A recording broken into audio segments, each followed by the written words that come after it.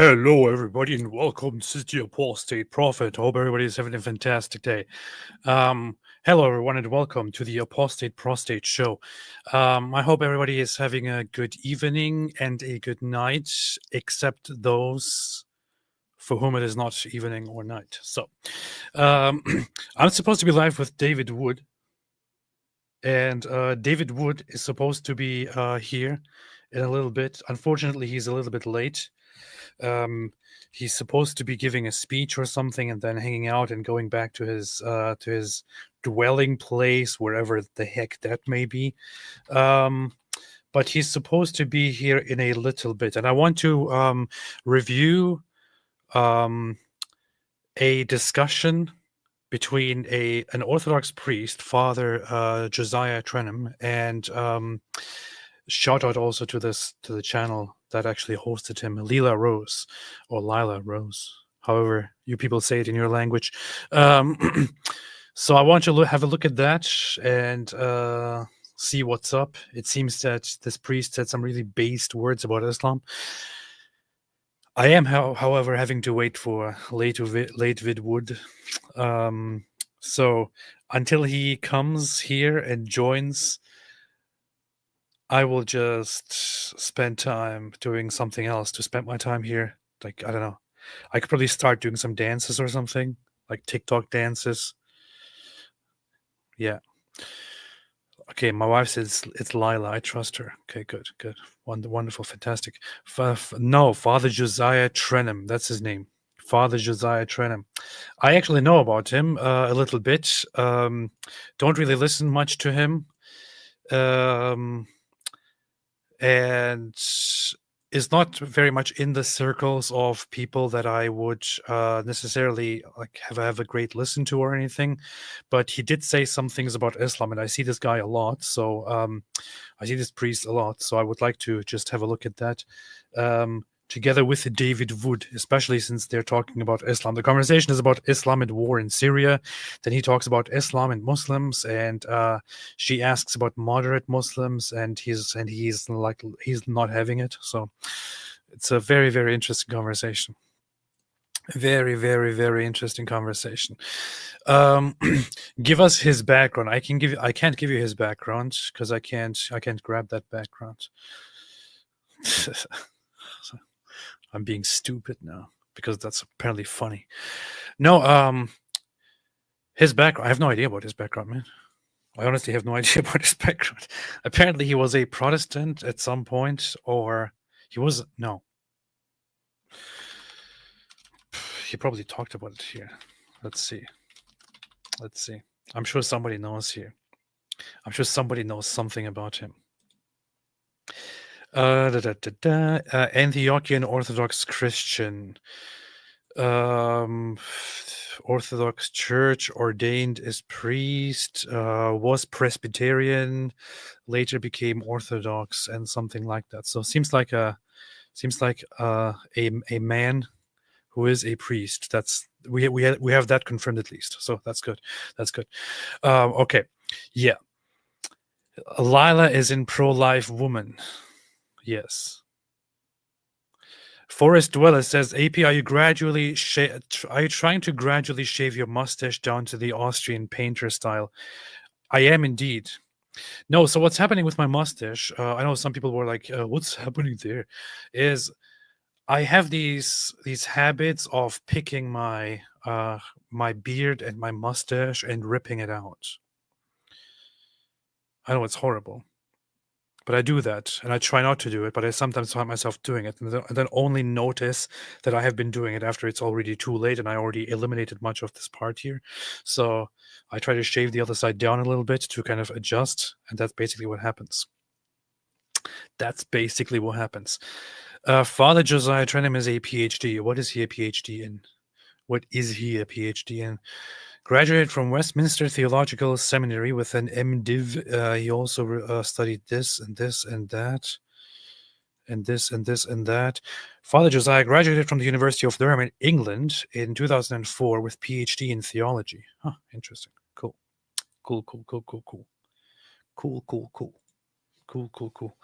I didn't really Okay, he's American. Parish is in Riverside, California. Cool. I only knew this guy as the good-looking priest. That's that. Yep. Okay. Stress picking his beard. Go to Turkey for hair implants. Next AP will start twirling the mustache and where the mustache ends. Yes, I will do that. I will do that soon. Anxiety, indeed, it is. That's what it is. Noam, what's up? What's up, Noam? How you doing? Igor, dude's yogi. Now give us his foreground, says Giovanni Garcia. Powerful. And we're proud of that, says. We're proud of that. Yeah. Apostolate prophet, what do you think of panentheism? What do I think of panentheism? I think it's a very, very interesting thing. Giovanni Garcia says that was not 23 minutes, AP. It wasn't 23 minutes. Not sure what you're talking about. I came here and I said I'm going to be 6 minutes late. And I went live exactly 6 minutes after it was time. So that's that. So, Rick Newton said, is it halal for Daily Wood to be late? It is actually not. And I told him that as well. I also messaged him, but I'm not sure what he's doing. He's probably partying or something. I don't know. Misha, how are you with closed communion of those only in the fold of your denomination, AP? That isn't what Jesus would do. Jesus had communion with people who made disciples uncomfortable. Jesus had communion with people who made disciples uncomfortable, scribing for Ezra. So here is the thing. I'm not going to have very strong opinions on communion and closed communion and all of that. I'm not going to spend any time, especially right now, focusing on any of that. There is one side of that discussion which is about salvation within or outside the church and all of that, where I have lots of questions, where I myself asked lots of questions to my own priest, and actually got very satisfying explanations to it, to be very honest, and pretty much agree in that regard with your sentiment, I would say. But when it comes to the whole communion aspect, I understand why the whole closed communion thing is a thing, but I don't have any opinions on that. Don't make me have opinions on this kind of stuff right now, especially not right now. I'm currently I spent 10 years being in brutal atheism and brutal skepticism, and being in brutal I have to know 100% and be sure 100% or else mood. I stopped that. I quit that after 10 years and went to a church where I became a catechumen.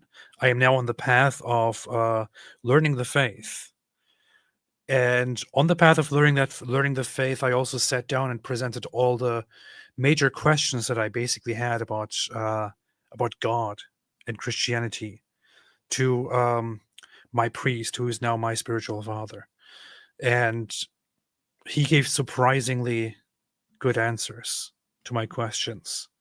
I'm happy and I'm satisfied with it. All I want to do now is to focus on, it's kind of funny to say it this way, to focus on worship and focus on prayer and focus on learning and advancing. That's all I care about at the moment. I could sit here now and talk forever about my thoughts on the whole idea of the one true church, of communion, on salvation and this and that, but I don't want to do that because I would just be spewing my opinions on things that are, to me, at this point, trivial, and that people spend a lot of time fighting and discussing over, when, in my opinion, they should be spending their time for something more beneficial. Yeah, that's that. I hope that answers your. I hope that. I know it doesn't answer your question, but I hope it's a good, satisfying response to what you want to know. Paolo Lungaro, 3 minutes into the stream and you're already 450 watches more than Ali D the other night. Don't mock the guy, man. I don't want to pick on small YouTubers. It's not good. It's not cool. Giovanni Garcia now give us his foreground. Mandatory jizya, says Holy Joe. All ham to Allah. All ham due to Allah.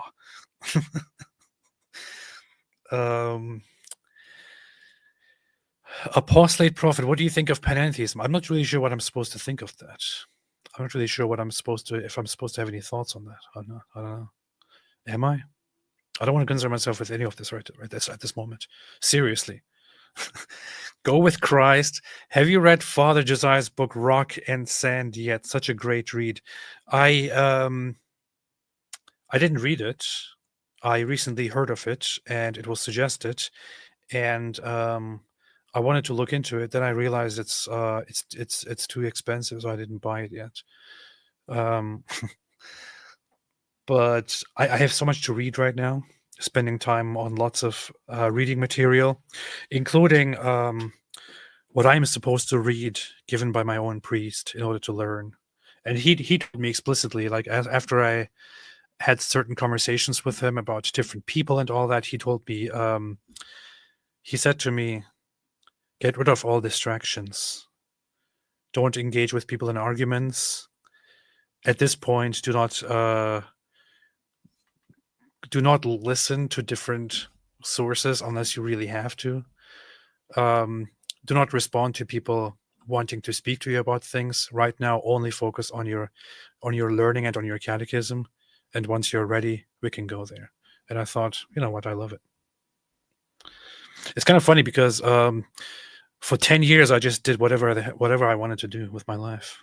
And I wasn't really happy for those 10 years. After 10 years of basically fundamentally valuing doing whatever I want to do, it feels very strangely satisfying to just listen to my priest and to set certain boundaries and to have behavioral limits and all that. I don't know. It's kind of funny how oddly satisfying it feels to suddenly just listen, you know. Didn't think I would say something like this, but a lot has changed. A lot has changed. And Al-Uzza has also changed. Yeah. But I might have a look at that sometime in the future, inshallah. Father Josiah's book, Rock, Paper, Scissors. I will have a look at that. Just kidding, Rock and Sand. Lucas Ordonez says, is that icon in the background the icon of the 21 martyrs of Syria? It is indeed. It is indeed.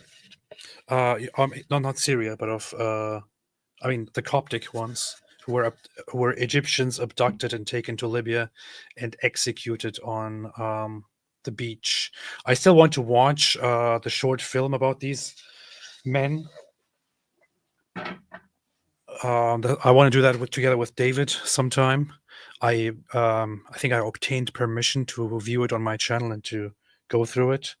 But yeah, those brave men, Coptic Christians, were taken and brutally killed after being held for 45 days, beaten, starved, and told that they can go if they convert to if they convert to Islam, if they renounce Jesus. And all of them refused. In fact, 20 of them were Coptic Christians. I think one of them was something else. He was from Ghana. But seeing the devotion of these 20, he basically said, I believe in whatever they believe. And then started learning their faith and saying, I also believe in Christ. And they all together died and were killed in a brutal video that ISIS recorded and published. So they are remembered as martyrs, and it's very, very, very, very solid. Geraldine, AP sounds like sound advice. Focus on your spiritual journey with Jesus. Thank you. Thank you. I think so too. I think so too. I appreciate that very, very much. I appreciate that very, very, very much. AP is a member of the People of the Bookshelf. Yeah, this is a temporary bookshelf. I just received a bigger bookshelf that I'm going to start building, and it's going to be bigger in my background. then I'm going to start flashing the size of my bookshelf and saying, "Look at this! My bookshelf is bigger than yours." Definitely going to do that because I heard that that's what everyone has to do. If you claim to know something, you are supposed to have a bookshelf behind you. If you don't have a bookshelf behind you, you're basically a loser. That's it. That's what I learned from David Wood. Yeah. Okay, my wife apparently has the book. See, she has the book, Rock, Paper, Scissors by Father Josiah Trenum. I'm sorry. I know it's kind of funny and stupid to joke about this, but I don't want to disrespect the guy's book. It's called Rock and Sand, not Rock, Paper, Scissors. Stop joking about it. Have some respect, people. Where's Dawood Wood? He just said to me that he's going to be here in 5 minutes. So in 5 minutes we can start. Until then, I still will answer all your questions. If you want to say something that might be problematic when David Wood is here, now is the right time to say whatever you want, especially if you have something really, really bad to say about David Wood. You can say that right now. In a few minutes, it's going to be too late. Born Again Trucker, I'm just happy you accept Jesus Christ. If you want other viewpoints on the Orthodox faith, check out Gavin Ortland. Dude's got a PhD in theology. Thank you for the advice. Appreciate it. Captain Lamb, what drew you to the Orthodoxy over Catholicism, Protestantism, and Mormonism? Asking as a skeptic who is curious about religion. Well, I wouldn't classify. I mean, I wouldn't group Mormonism into with the others. Orthodoxy and Catholicism and Protestantism are all Christian. They're all Christianity. Mormonism is not Christianity. It's a new religion. It's a new sect, a new cult that is based on Christianity, but that is not Christianity. That contradicts with fundamental Christian beliefs and doctrines, and preaches a completely new and messed up world that is totally departed from Christian beliefs. So would definitely count that one out. And it's also it would also be, with all due respect, kind of dumb to go from non-Mormonism to Mormonism, considering that it's like the most obvious fake religion there is. Like, this is where we would probably have a disagreement with David. He would say that Muhammad is the most obvious false prophet in history. I would say Joseph Smith is definitely a more obvious false prophet. He obviously just made it up, So, that said, love to Mormons and Utah and all that. Nothing against them. Just the religion is just garbage. But Orthodoxy or Catholicism or Protestantism, I think that I still have a lot of good feelings about Catholicism. And in fact, I would say the first thing that I started to do in terms of Christian practices was to do the rosary, which is, I still carry it with me. I use this to do the rosary, and I still do it. I asked my priest about it. He said there is nothing wrong with it. And still occasionally do it. I did it yesterday. And I think the whole connection with Mother Mary and the practice here is what drew me really closer to Christianity and made me love it. I still feel the need to go back to the rosary and all that. And I have a connection to Catholicism that I appreciate. I always thought that Catholicism was my favorite version of Christianity, if I can say that. But there are certain things that... Oh, here's the suspect. Well. What's up, man? Yo, how's the audio? Because I don't have a mic. I got headphones. I forgot to bring a mic. You look like a dork, man. Oh, yeah. I feel like a banker. I should change real quick. I'm speaking at a seminary that shall remain unnamed so we don't get them harassed and stuff like this. But yeah, I had to dress up. I even had like dress pants and dress shoes and stuff on. What are you laughing at? I feel like a banker. That sounds so lame, man. No, they're super cool though. Place was packed, man. Place was packed. It's interesting that people are interested in learning about Islam. Nice. Well, do you want to go change before you embarrass yourself here, or what do you want? I could. This chair's not terribly comfortable. There's a nice chair there. I could just lay down. What am I doing? I'm right beside a bed. I could literally lay down in bed and be looking at this camera. I'm gonna do that. That'd be kind of rude, but still, yeah, whatever. I was answering questions here anyway. So I'm going to change real quick and then be in a completely different position, dress completely differently, and possibly naked. I'll see everyone. Too much information, but yeah. I'll see everyone in a couple of seconds. Okay. Yeah.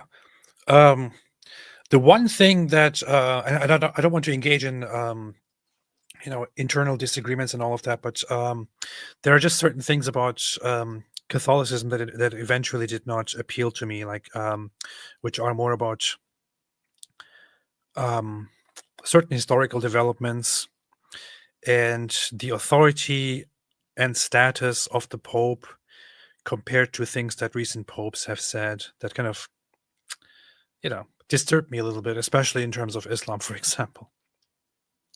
I don't have any opinions on the doctrinal differences between Orthodoxy and Catholicism, although I see where the Orthodox tendency or decision to go their own way and to stick to the tradition were seemingly very valid within a traditional Christian perspective. And I also I like Orthodox worship. When I witnessed the Divine Liturgy, I loved it.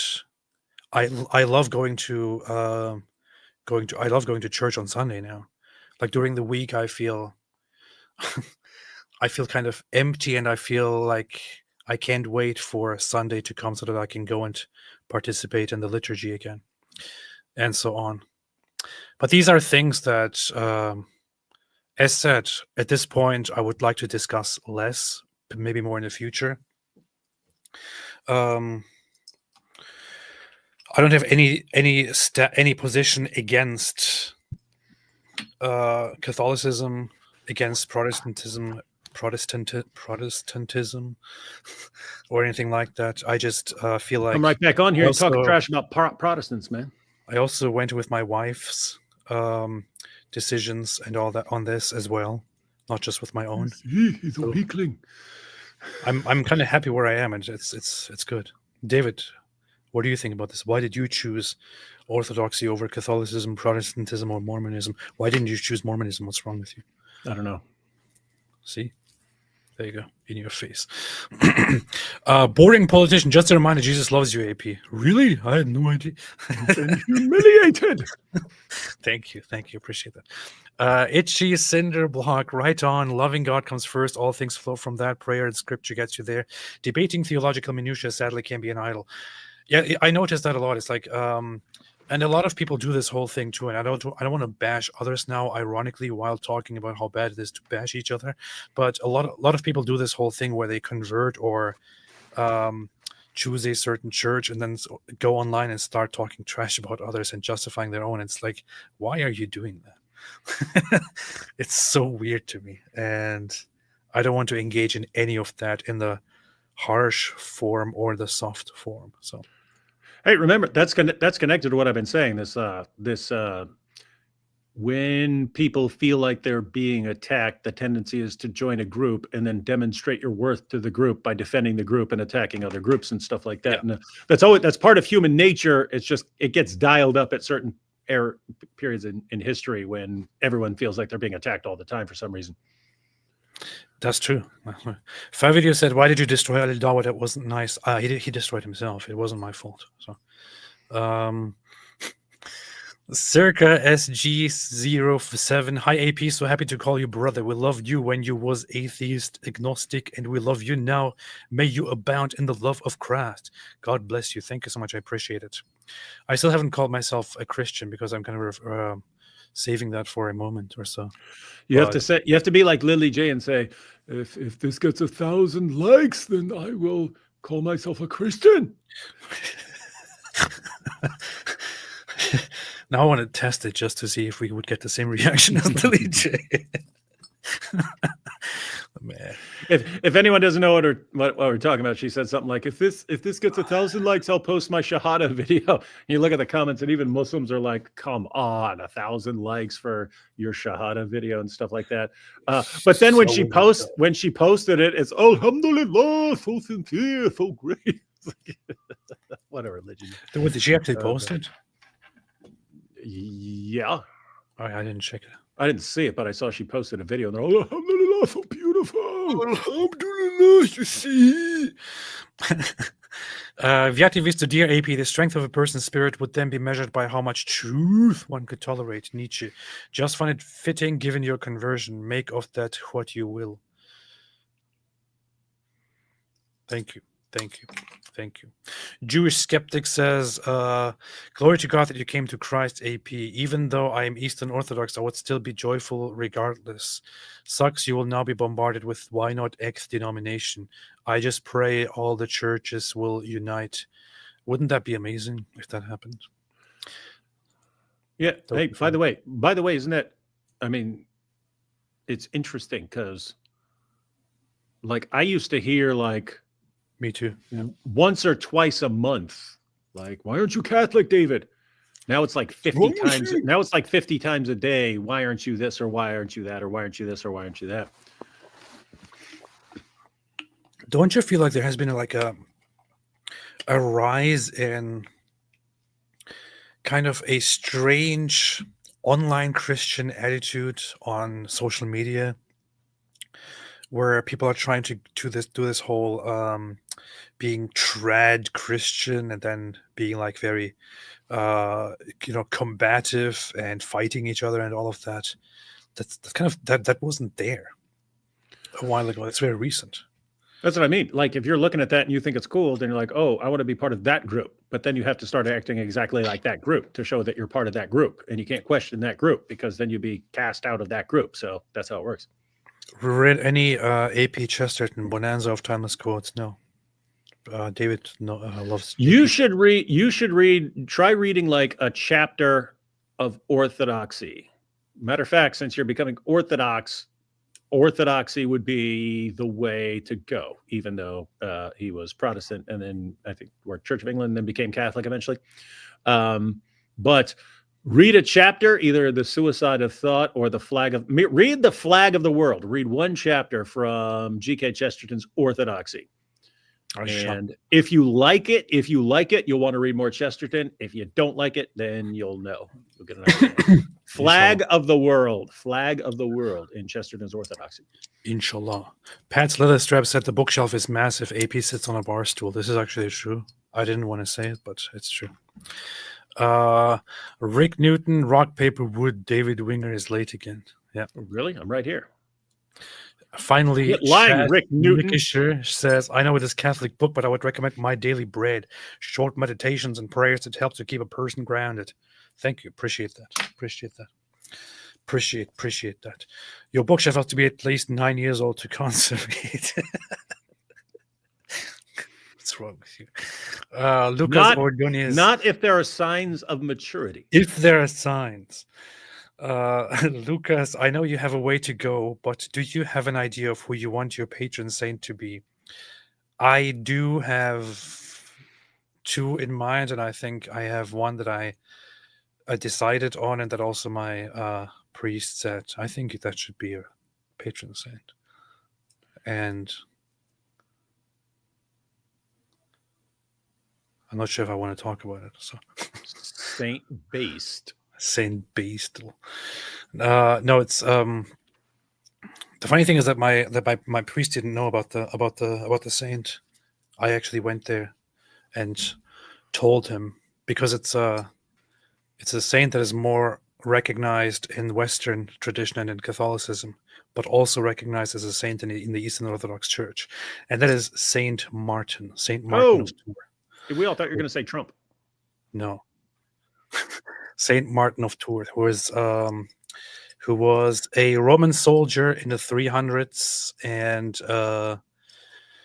was riding through a cold winter night one day with his Roman cloak, and on his way, almost arriving home, he sees on the roadside an old beggar man who is freezing to death, and he's like, "Please help me!" And Saint Martin goes over to him and cuts part of his cloak and gives it to this man, and then rides home, and then apparently later on that night has a dream, and Jesus comes to him and gives him the cloak back, or something like that. And then he decides to quit the army and becomes a monk, and later actually becomes bishop of Tours. So, and I got that from, as a child, actually, when I was a child in Germany, a Muslim child. When I was a child, We would go to like a school, child. and we would sing a song for Saint Martin, a kid's song. And as a child, I always loved that. As a Muslim child, I always loved that. And that whole him going there and giving his cloak to that man, and that being taught to us through a song, always stuck with me as a child, and I loved it. And Ooh, singing. yeah, so I don't know. I kind of told my priest about this and thought maybe I should do that. It goes like this: Saint Martin, Saint Martin, Saint Martin. Yeah, something It like goes Baka Baka Kuchen. Hey, that. What? we're YouTubers, man. If you're gonna do something like that, We are? you should reenact the entire thing with you as Saint Martin to tell the story. You know what's funny? They actually do that in parts of Germany, and wait, let me see. No, we should make it good. Yeah, maybe we could just copy it from them and make it better. Let's see, Saint Martin, Sankt Martin. Oh, there's also a place named Sankt Martin. Let's see. Yeah, they actually do that, man. They actually reenact that in Germany and in other places. Look at this. In Deutschland. They do it in schools. They sing songs. They do this in Germany. They do little walks and stuff. It's kind of funny. That's what I learned, man. That's what I learned. I haven't watched it right here. Look at that. Anyway. So, enough of that. Let's get to the video that we want to talk about and watch. David, have you heard of this man named Father Josiah Trenum? I think I've seen a picture or something. I don't know if it was from. Did you post anything about this guy before at any point, or was that someone else? My wife might have posted about him. I remember the beard. I remember the beard. I think I may never have forget a mentioned beard. him to you. We were live one time, and I mentioned him to you because somebody brought him up, and we talked about him, and we talked about his book, and you looked up that book, which is called Rock, Paper, No, it's not called Rock, Paper, Scissors. It's called Rock and Sand. Father Josiah Trenum, Rock and Sand. Somebody brought that up, and you said, "Whoa, this book is based. I want to get it and read it." I remember that. That's true. That's what I do. So, but he was here in an interview with Lila Rose. I don't really know who Lila Rose is and what she does. I think this is a Catholic channel or something. I've heard that name though. Don't And know anything about it. he went on there to talk about various things, and he also ended up talking about Islam. And I thought this is worth listening to. So let's have a look at that. You said worthless ending too. I think this is worth listening to. Successors to Al Qaeda, what are called ISIS. These are the outbreak of what we would know as the successors to Al Qaeda, what are called ISIS. These are Sunni jihadis who view the murder of Christians who resist conversion to Islam as an imperative. I think there's a lot of people who look at the Middle East and they just see constant, from their, Western vantage point, maybe Yes. American vantage point, maybe constant turmoil, dictators that get deposed, new regimes that, come to power, Yes, it's- warring in between sects of Islam, radical Islamists, ISIS, Al Qaeda, emerging, different sects fighting. And then there's Christians who are kind of caught up in the middle of the firestorm. Islam is the most disruptive historical development in the history of Christianity. Did you hear that? That's true. That's true. They conquered like 80% of the Muslim world. Yeah. I mean, 80% of the Christian world. Yeah. He said it right there. Islam has been the most disruptive historical development in the history of Christianity. So, And he will be defrocked for saying this tomorrow. not in the Orthodox Church. She's a pro-life. Okay, man. Everybody's bashing me because I don't know her. But how could you not know? how could you not know? What's wrong with you? You're sick. Did you You're not know sick. she's pro-life? Shame on you. Shame Do you on hate your channel? How did you not know her? Yes. Why yeah, don't people you are go saying- jump off a bridge? People are saying you should read Rock and Sand. Powerful.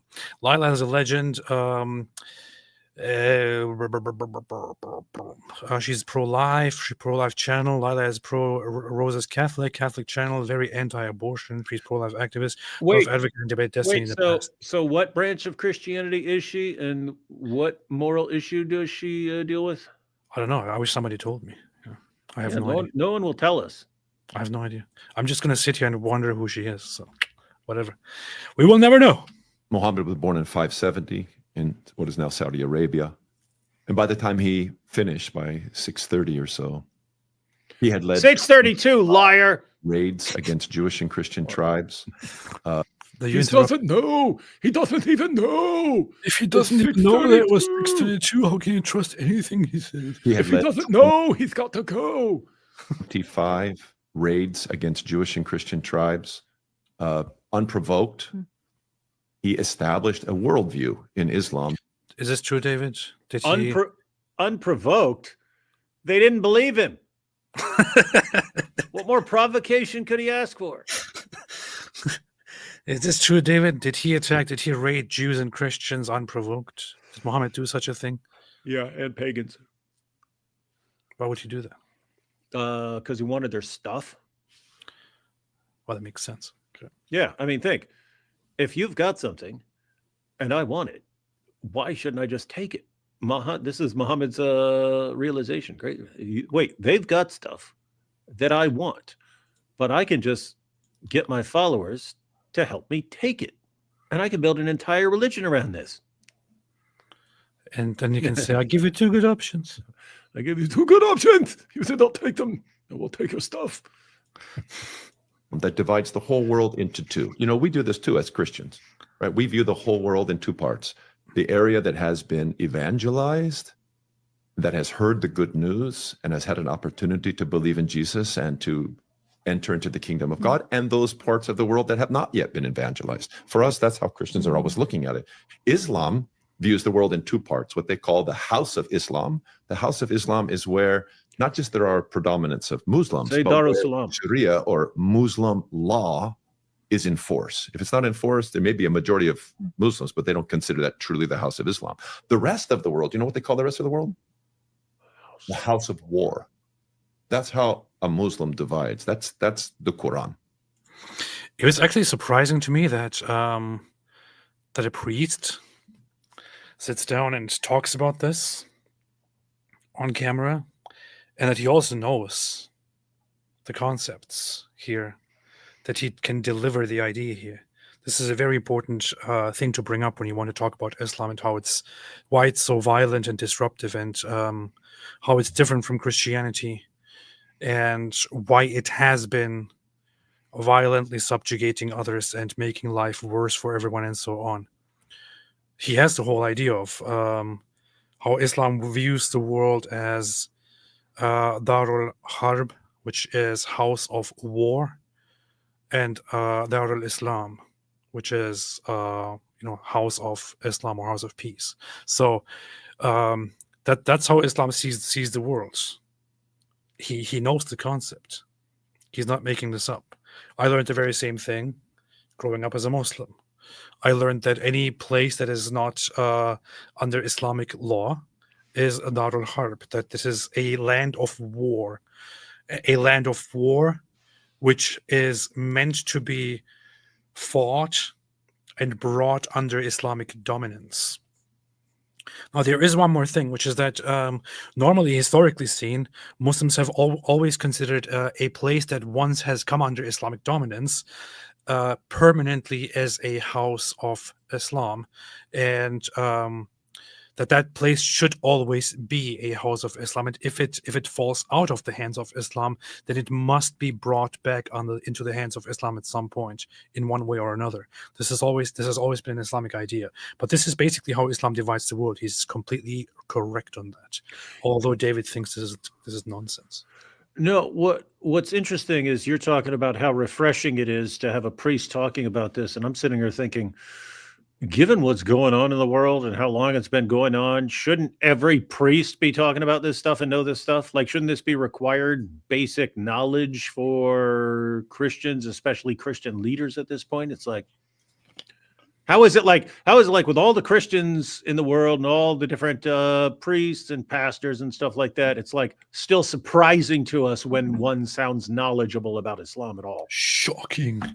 This priest says something that everyone should have been saying Priest for 50,000 years. Priest humiliates all weakling Christians. Based priest humiliates weakling Christians. Unfortunately, I feel like this guy can say it without any consequences because he's a traditional Antiochian Orthodox priest. I would imagine that Then I'm converting to Antiochian. if he was a Catholic priest, he would probably get in trouble for saying stuff like this, and would be summoned and all that. That's how I feel. I don't know. I don't know about the different groups. Are Antiochian priests allowed to bang their wives? And there's like Anglican priests, they can do it. What is this? What is an Antiochian? I mean, you could. Decide whether to convert or not, man. Oh, okay. I'm wondering if I would be accepted because I'm married. Are you going to become a priest? Yeah, why not? What else? I'm trying to get a cool beard. Because otherwise, why are you asking that question? I'm trying to get a cool beard and get the cool outfit like this dude, and then be super based Antiochian. Yeah, well, so they have this thing. They don't have to be celibate. They can have relationships. They can have a family. I think in Orthodoxy, it's generally that certain people traditionally were expected to be celibate, but for regular priests, it's not an expectation to be that way. You can be married, totally fine. If that answers, hope that answers the question. You didn't answer the question, man. I'm trying to find out. I do not have all the Yes. I don't have Yes. the various priests clear in my head, and someone will say he's a priest, and then he's got like 50 kids, and I don't know what's going on because I'm like, you're a priest. Anyway, sorry. So yes, I answered your question. The answer is yes, they can. Okay. So, Good. So you Antiochian just means that historically there has been this thing called the Pentarchy, which would be the 5 holy sees where Rome was counted back then, but Rome, Constantinople, Alexandria, Antioch, and Jerusalem, and they all had their own bishops or patriarchs. Later, when Orthodoxy separated from Catholicism, Russia, Moscow emerged as another patriarchate, and so on. But Antiochian would be from the Antioch patriarchate and tradition. So that's that. Everyone could just become a Baptist. They don't have to worry about all this stuff. You don't have to worry about this stuff anyway. Oh, You can imagine what that means for Christians. What that means for Christians and has meant for Christians since 634, when the Muslims came into Jerusalem and then into Damascus and then into all of our major cities in North Africa, and then started their jihad across the Mediterranean Sea, coming into the southern parts of France and Spain. What that has meant for us is several things. One, if you want to maintain your freedom, you want to maintain your rights, you have to convert to Islam. If you do that as a Christian, you've lost your soul. You've betrayed God. You've become what the church calls an apostate. God forbid. Most of our people didn't do that. Some did. You mean you're saying historically, or you're saying recently? I'm When you saying say our since people. the 7th century. Since the 7th century. Until today. Until today, right? Absolutely until today. This is Islam. It's Well, not, it's it's the not a kind- type of Islam. It's the idea of this, how Did you hear that? He said this is Islam. It's not a type of Islam. This is Islam. this This guy is what Islam has seems- generally done.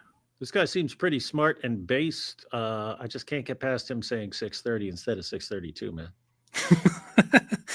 Yeah, my wife says there are many Antiochian churches in America. Most parishioners now are converts. Yeah, that's apparently a thing. And this is something that happens in America, for example, where Orthodox Christianity is like later on spreads wildly, and then different branches and traditions spread within. Normally, in regular Orthodox Christian countries, you don't go around thinking, "Oh, am I going to a Russian church or an Antiochian church or a Greek church?" You just go to whatever church your country usually has.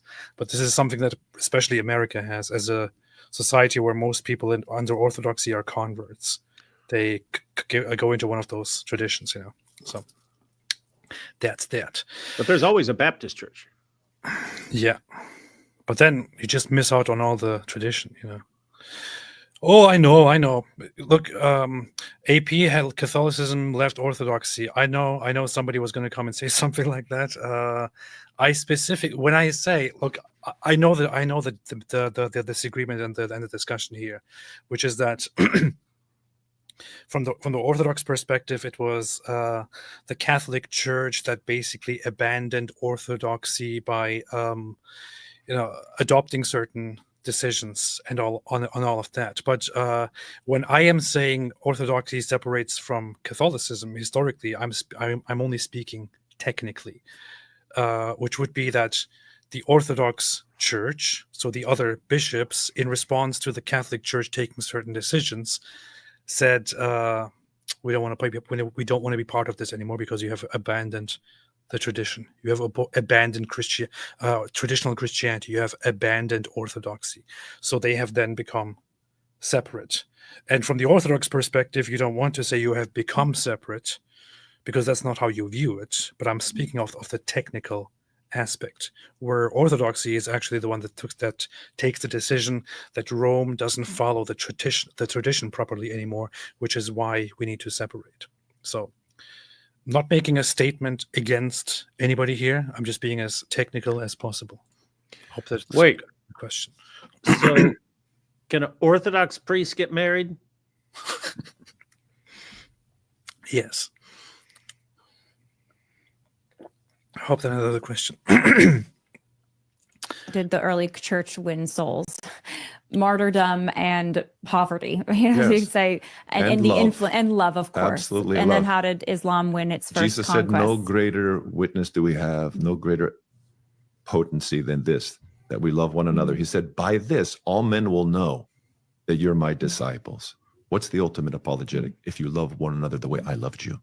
This is how why we won us the world. Catholics and Orthodox have to get together, but that's a whole Yes. other. We do love each other, of Yes, course. I think we do. We do, of But not course. the Because Protestants. Islam, it was a religion with its early, centuries marked in violence There to are conquer. over, Lila, there's 100 in my count. I used to teach a class at the local Christian university called Cal Baptist in my town, called The Cross and the Crescent, the history of Christian-Muslim relations. When I was teaching that class, I read through the Quran many times in preparation for class. And I noted how many direct Impressive. commands to violence Muhammad gave. My count, 123. 123 Ha! explicit commands 124. to violence to those who Learn to read, buddy. Learn to count. So 123 commands to violence, he says. resisted the advance of Islam, and particularly to Christians, including details on how to kill us. Stab them in the neck. I mean, this is one of his commands. It's not a coincidence that He many said it's people, not. for instance, And in then England he changed it to who a have snot. suffered Islamic violence have been stabbed in the neck. People go, "Oh, they got stabbed in the neck because the person was crazy." Actually, he was just following Muhammad's commandments. What do you make of Woo! 40, Surah 47, verse 4, ladies and gentlemen. The funny thing is, when I heard him say this, I immediately thought of Robert Spencer, because this is something that Robert Spencer will often bring up and say when he describes terrorist attacks by Muslims, by Islamic terrorists. He will draw attention to the fact that the Quran is specific on striking their necks and all that, and will then point out that this is something that Islamic terrorists tend to frequently do, where they attack non-Muslims, in non-Muslim countries and strike their necks or stab their necks, and this is directly tied to or connected to the Quran or inspired by it. This is not a not a talking point that I ever really went into, but as soon as he said it, as soon as I heard him say it, this just reminded me immediately of Robert Spencer. Yeah, when we do This Week in Jihad, Robert's telling the stories, and he always goes, and a Muslim stabbed someone. Guess where they stabbed him? And I go, I'll guess the neck for 200. And he goes, wow, I don't know how you do it. As far as this dude's voice and the cadence of his speaking, it reminds me of Jay Smith. Guy has a similar tone and cadence to his speaking. Nice. But do you agree with what he said, or do you think it's Islamophobic? Well, it's Islamophobic, but I agree with it. Interesting. Okay. So which verse is that again, David? What? Stabbing them in the neck. Did you say version? Verse. Oh, 47:4. 47:4. There you go. Now, if those of you who are at home watching this before your televisions want to fact check this and open the Quran to that verse, you will of course find out that it doesn't say that at all. It says Islam is a religion of peace And tolerance. and tolerance. There you go. The person was crazy. Actually, he was just following Muhammad's commandments. He was just following the book and the man. The book and the man. Obviously, we had Bill Asaley on the show recently. He's a California assemblyman.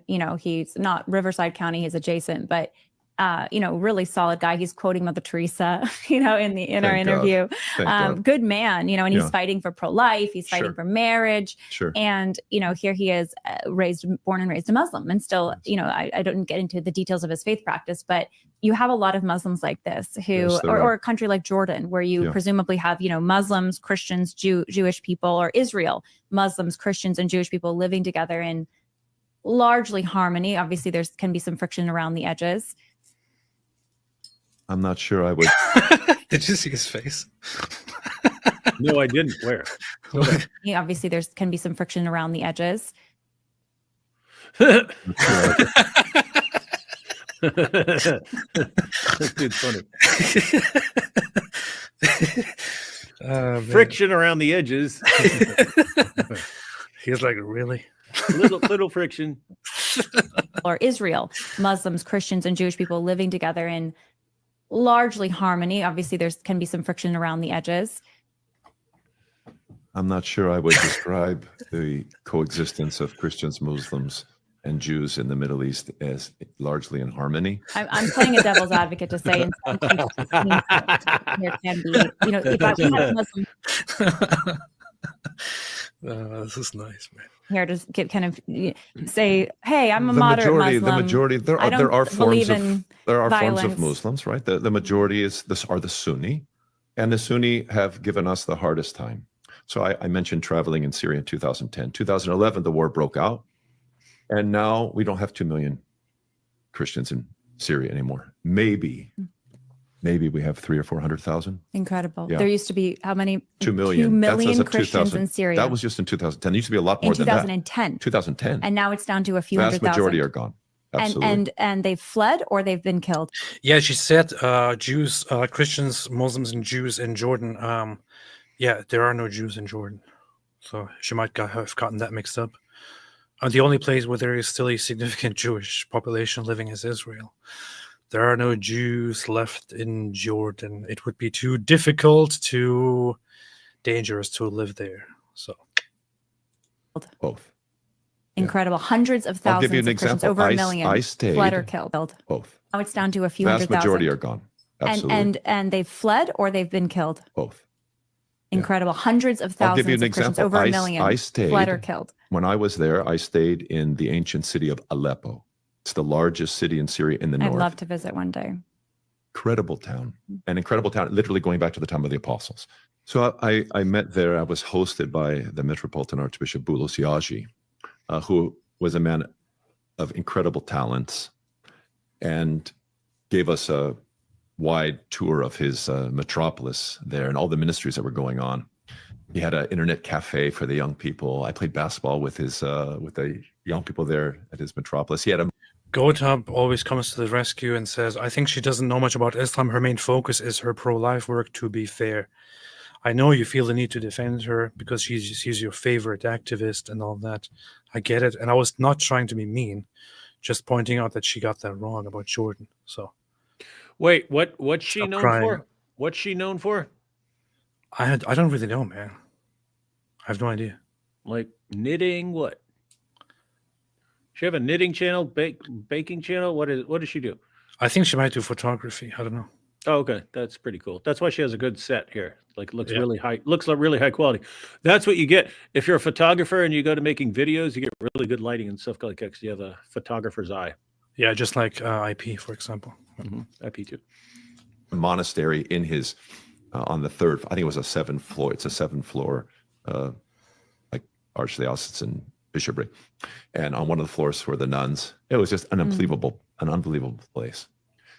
We went across into Turkey. We got to see so many churches there, and of course our ancient cathedral in Antioch, which is the home of St. John Chrysostom. It's where he's born and raised.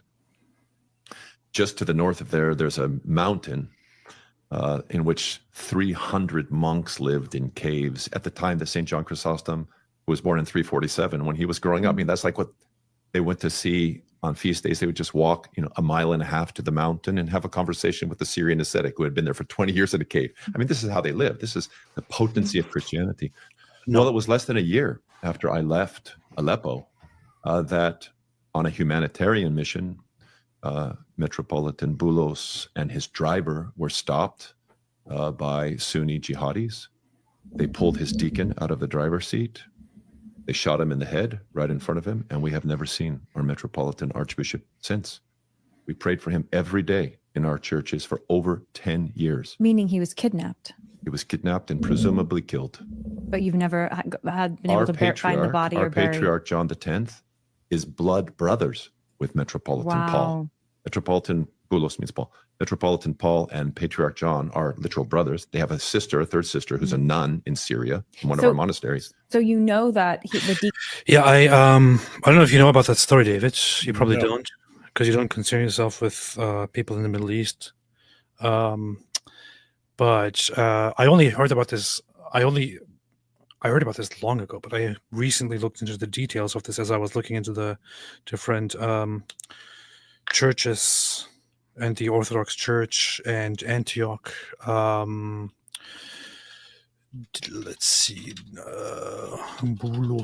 Boulos, Antioch. Let's see. So, abducted bishops Johanna Ibrahim and Boulos Yazigi. They were, let's see what happened there. So he basically just described it. He was kidnapped on, so here you have the article. Johanna Ibrahim, also Gregorius Johanna Ibrahim, is the Syriac Orthodox Archbishop of Aleppo. He was kidnapped on April 22, 2013, along with Paul, the Greek Orthodox Metropolitan. This one is the person they're talking about, Boulos al-Yazigi.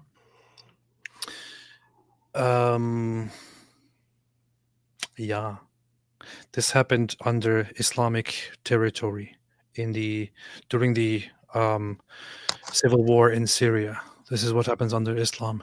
I said Paul Yazigi. Yazigi, Yaziji.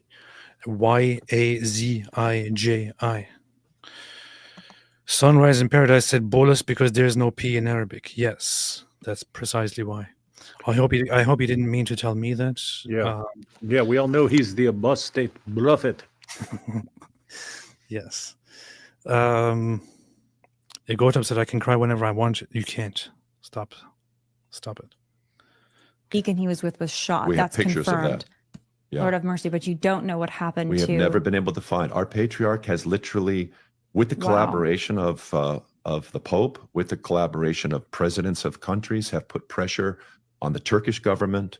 Some people in Turkey say a judge revealed that he punished some jihadis who claimed to have murdered him and buried him in the sand. But we don't know. Hmm. We just don't know. Yeah, it's What still do you- missing. happened. Do you have a sense of what you think might I have don't happened? know. But this is 2013. This is 12 years ago. That's a long time not to hear from him, huh? It's a long time not to hear from him. And so our patriarch finally did replace him. So we have a new metropolitan archbishop there. But just to bring this from 2011 to today, when the president Assad was driven out of Damascus and fled to Russia, and the jihadis, The Syrian president. that's right, the president of Assad, Syria, yeah. who had been president for many years and succeeded his father, they are by the Western media considered to be terrible tyrants. All I can speak for is the reality that under this family dictatorship, the Christians have fared much better than we have fared under Sunni Muslims. And what Now, this is a very, very interesting part and perspective to go into because, David, you probably remember we have heard objections when we talked about Assad, the dictator of Syria, who recently fled to Russia to be with Putin.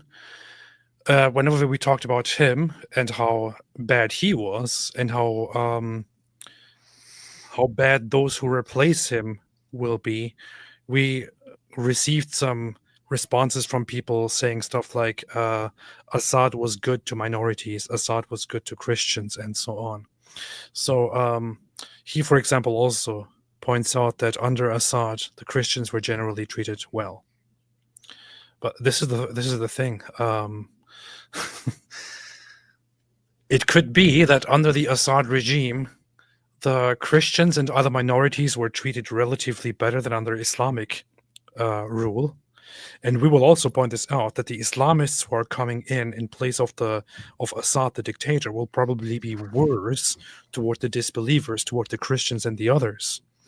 However, just because the new ones are worse, that doesn't mean that the old one was good, right? The old one was also oppressive of different minorities. He was corrupt as corrupt as it gets. He was a violent guy who had people disappeared all the time. People were tortured in his chambers and so on. There's a constant fight, a constant conflict in the Middle East, including in Syria, going on between different factions of Muslims. And Assad was only a part of that entire conflict.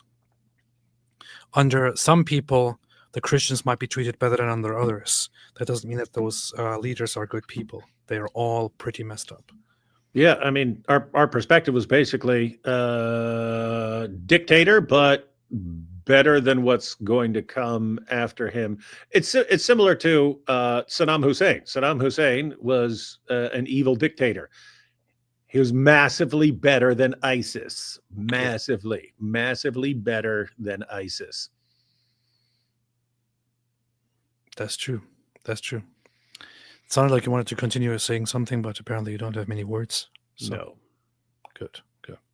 you mean by that is there haven't been as many outright acts of violence by The jihadists family under... comes from a Muslim sect called the Alawites, and the Alawites are kind of a mix of Christian and Muslim and don't practice jihad like the Sunnis do. So Christians have been able to have a little bit of peace. I'll tell you, though, the current archbishop... The thing is that it's even more complicated than that. The Alawites are basically a sect that comes from Islam.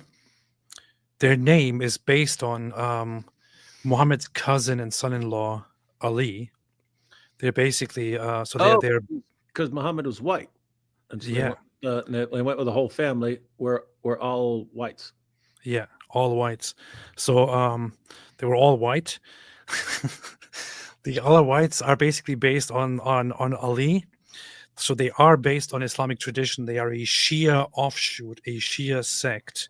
But the thing is that they have that they had become over history so incredibly detached from Islamic tradition and Islamic worship, and had become kind of their own little religion that is esoteric, highly mystical, secretive, that doesn't have one certain book, but that has different texts that represent them. But usually their religious practices are kept oral and taught from generation to generation, not shared with others in written form, and so on. But apparently, they only began recently re-identifying as Muslims in order to be accepted in a Muslim society, or to be accepted as rulers, for example. But they're not really Muslim. They're a weird, wild little sect. Not a very good sect. They have some history of hate and fighting and all that. And they do have a history of being brutal to the other side as well. There are two sides of evil and two sides of messed up in the Middle East. It's not just the Sunnis who are the messed up ones, it's also the Shia that are really messed up. The two sides will frequently brutalize each other, kill each other, torture each other, and so on.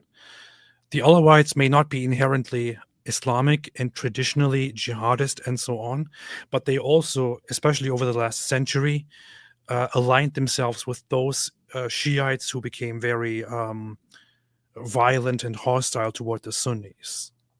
So it's just a giant soup of evil, you know. It is, and plus you have this situation, since there's like they don't have any concept of, okay, we need to move forward, so we need to forgive and clean the slate and things like that. So what you'll have is a group gets to power, and then they punish the group. They punish the group for what they did in the past, but then eventually a different group rises to power, and then now we get our get back, and we get to kill all you guys. And then, okay, another 50 years later, then that group takes back over again. We're going to kill you all back. And these guys will be killing each other for stuff that happened 12 centuries ago. Yeah. And yep. This is the thing. This is why they should convert to Christianity and learn a sense of forgiveness or something. Yeah, we're gonna have to impose Christianity on all of Syria. It's the only way.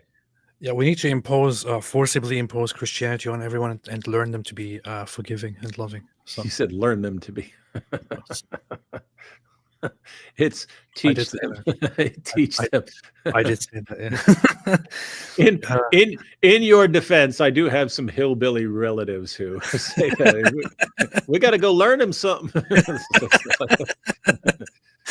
Oh man, there is somebody who said something accurate here. Storm D said, in summary, if Assad wanted to stay in power, he should have cared about his population and not fight wars for the Ayatollah.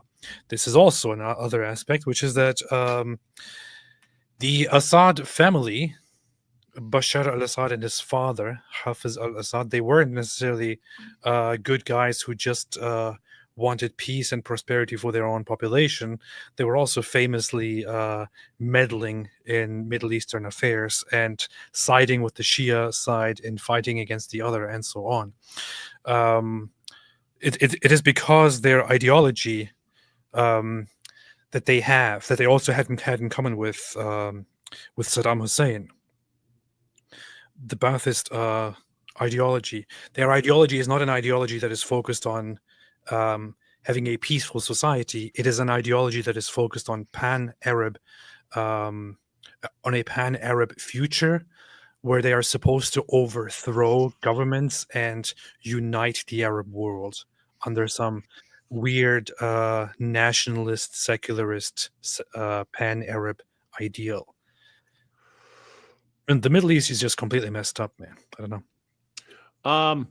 Yeah, and in the situation, you can't even blame Assad for various alliances, because here's the thing: if your group is persecuted at one time and you have a chance to get to power, you want to form alliances because and you understand you basically have to be brutal because everyone's coming after you.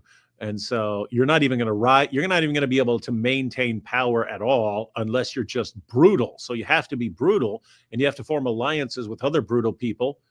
But then eventually someone else comes along and look how brutal this guy was. And it's like, yeah, that's the only way to maintain any sort of power. And you can rationalize all the brutal stuff you do, because it's like, well, if I don't do this, then someone else is going to take over, and here's what they're going to do to me. So I got to do it and stuff. And it's just this endless cycle of blood, man. This is why we should force them all to convert to Christianity. That's what I'm saying. We should. Yeah. We should. You know what? You know what we're gonna have to do? We're gonna have to say, you go ahead and draw your map. You give Israel everything they want, and then everything else will be taken over by Christians. Then I will have to draw Greater Israel, man.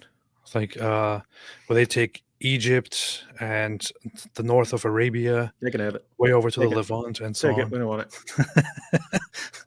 Something that only online groupers believe in. Hey, did you see this guy, Muslim cowboy? Oh, I'm the Muslim cowboy. What do you say? As an American, I want to see Sharia law in all 50 states. So we can bang all the little girls we want. Yeah. And I said, as an American, we have guns. Yeah. Classic AP. No, You always have no. the sickest burns. No, I don't. That one time, the most cold-blooded thing I've ever seen in my life is when Hijab said, "Oh, strength is in our numbers," and you just posted, "Numbers can be reduced." It's like the most cold-blooded thing ever. Oh boy, I think I actually ratioed him on that. It's kind of fun. that's messed up. Well, I have to check that, man. I forgot about that.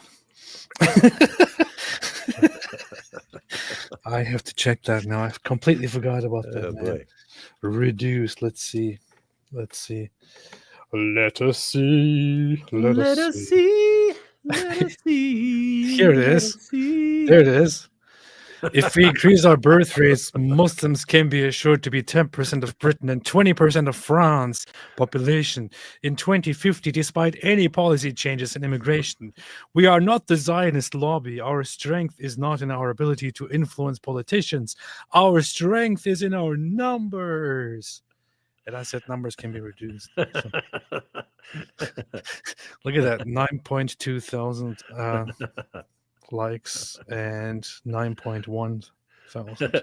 And that's after he got like all those shares and stuff. That's funny. Yeah. This means I'm right. He's Classic, wrong. See? classic AP. And he said, "Not by you, big man." What, you, big man. what a stupid comeback! Like, Yeah, not by you, big man. You came up with the sickest burn of all time, and then he comes back. Not by you, big man. not by you. I mean, yeah, not by me. Why would you even suggest that? How would that even work? So dumb. Anyway, those were times when I was a sick guy. You're Yeah. sick. I'm just sick. So this is only several months old now. The current Archbishop of Aleppo, as soon as the new temporary leader in Syria, who is a full-blown ISIS jihadi, that is his history. He came from the north. Wait, all no. I remember he took off his ISIS clothes and put on a suit. So, dude, you're wrong. He put on a suit, man. Yeah, What's it take to prove that he's a different man? He put on a suit. I'm a changed man. I promise. Those days are behind me.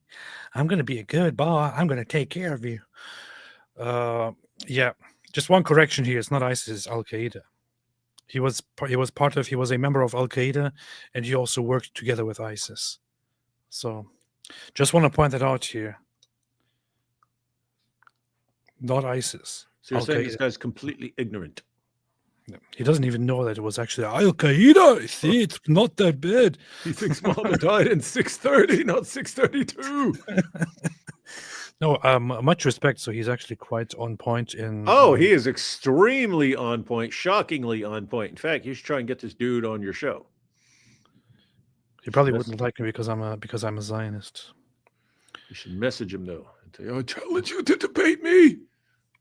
I saw one thing in the past that I wanted to kind of engage with back in the day, where he talked about Gaza, and in that regard, I would say he's not very knowledgeable. He was repeating the narrative that Palestinians lived there and then were kicked out or something in 1948, which is like, it's a very popular and a very false narrative, often spread by the descendants of people who were involved in the 1948 war.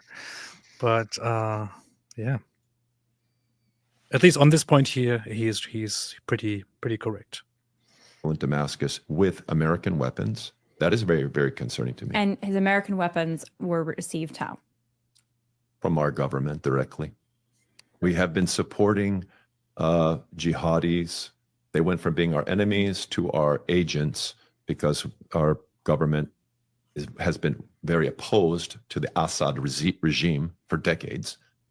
So and we this were is playing a common, just, obviously people listening are probably familiar with this, but it's a common American, tactic to, create instability in some of these regions because we see, the prevailing power as we wanting to destabilize the prevailing power.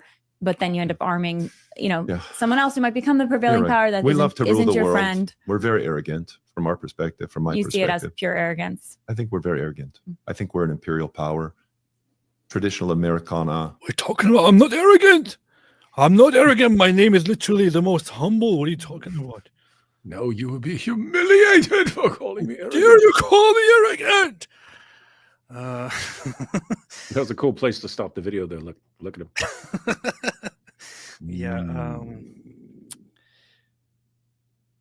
I guess here's the part where I start having some problems with what he says. So, America did supply weapons to certain groups in Syria, but there is no evidence that America supplied any weapons to Al Qaeda or ISIS, for example. What did happen is probably that ISIS and Al Qaeda took over weapons that were delivered, that were supplied to groups in Syria, because in a place of such corruption, first off, ISIS and Al Qaeda will take weapons from those they defeat, and those weapons will be American weapons. Secondly, you supply weapons and equipment to a very corrupt region where it will be likely that some people will take those weapons and sell them to others for a little bit of money. So it will end up in the wrong hands. But America didn't directly supply those terrorist organizations with any weapons or any ammunition or equipment. At least there's no evidence for that. David doesn't dismiss this as a conspiracy theory. See, I did. You see? There you go. Somebody said something about something. Let me see. Somebody said something about something. Somebody said something about something that I said earlier about some things. I initially thought that this guy was the priest at AP's church. No, that's not him. That's not That'd him. be cool. Yeah, that'd be kind of funny. This the guy who said, "You're smelling the shawarma. You're smelling the kebabs." Yeah. Somebody said, oh yeah, Mark said AP Zionism is incompatible with Orthodox Christianity.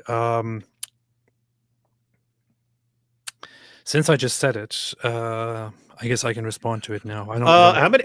How many times do we have to explain the same point that people keep bringing up? That's okay. But so, Mark, when you say this, when you say Zionism is incompatible with Orthodox Christianity, what you are saying, probably arising from a misunderstanding or a conflation of things, is that a dispensationalist or a different form of Christian Zionism is incompatible with Orthodox Christianity. That's basically what you are saying. If you That's are why you saying, sound really dumb. if you are actually saying that Zionism in the secular sense is incompatible with Orthodox Christianity, I would like to see some receipts on that. That is Yeah, Mark, for the 487,000th time. In what way am I a Zionist? Well, there are a bunch of Jews on a piece of land and a bunch of jihadis who want to annihilate them, and I don't want them to be annihilated, so I am on their side. So what you're saying is, well, I'm not in the Orthodox camp, but if I were, you would be saying it would be inconsistent. It would be incompatible for me to think that all these Jews should not be slaughtered by a bunch of Allahu Akbar screaming jihadis. That would be it's incompatible. I have to be saying, no, jihadis must slaughter all these Jews in the name of Allah. Seriously, dude? Come on. You know what the funny thing is? Read a book. When I first announced that that I went to an Orthodox church and that I decided to become an Orthodox catechumen, there were lots of these online people It's who Kate Schumann. like to be anti-Zionist and anti-Semitic. Actually, let's be serious, and who were suggesting that I can't be pro-Israel or can't be pro-Jews or can't be pro-Zionist if I'm Orthodox Christian. And people were presenting lots of very disturbing things, and I thought, if so many people are saying this, is this based on some actual church teachings or something? I don't know. So I'm looking into it, and I don't You said see it's based.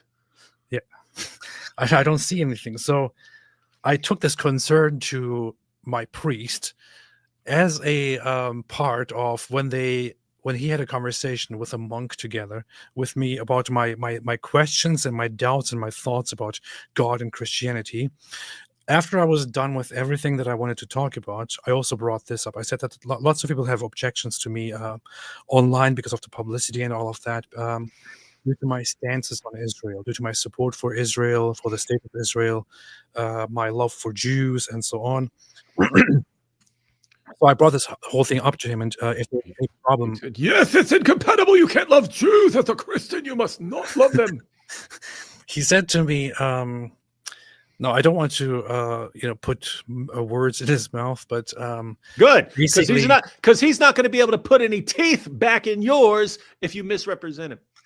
basically, what the gist of it was, he said, look, because you're online and because you identify with something and lots of people become aware of it, everyone will try to kind of, mix into it and try to correct you and pull you into their corner and so on. There are certain things to know here, which is that there's absolutely no place for the first of any of the anti-Semitism here. I am personally against it. I oppose it, and we should all oppose it. What you are doing and what you are describing so far with your love for Jews and the state of Israel and so on, there's no problem with any of this. None of this contradicts with the church. None of this contradicts with our doctrines. None of this contradicts with dogma. None of this contradicts with anything. So And, what do you think of that, Mark? Who's AP supposed to listen to? You, some random Nick Fuentes groper, or his priest? The funny thing is exactly this.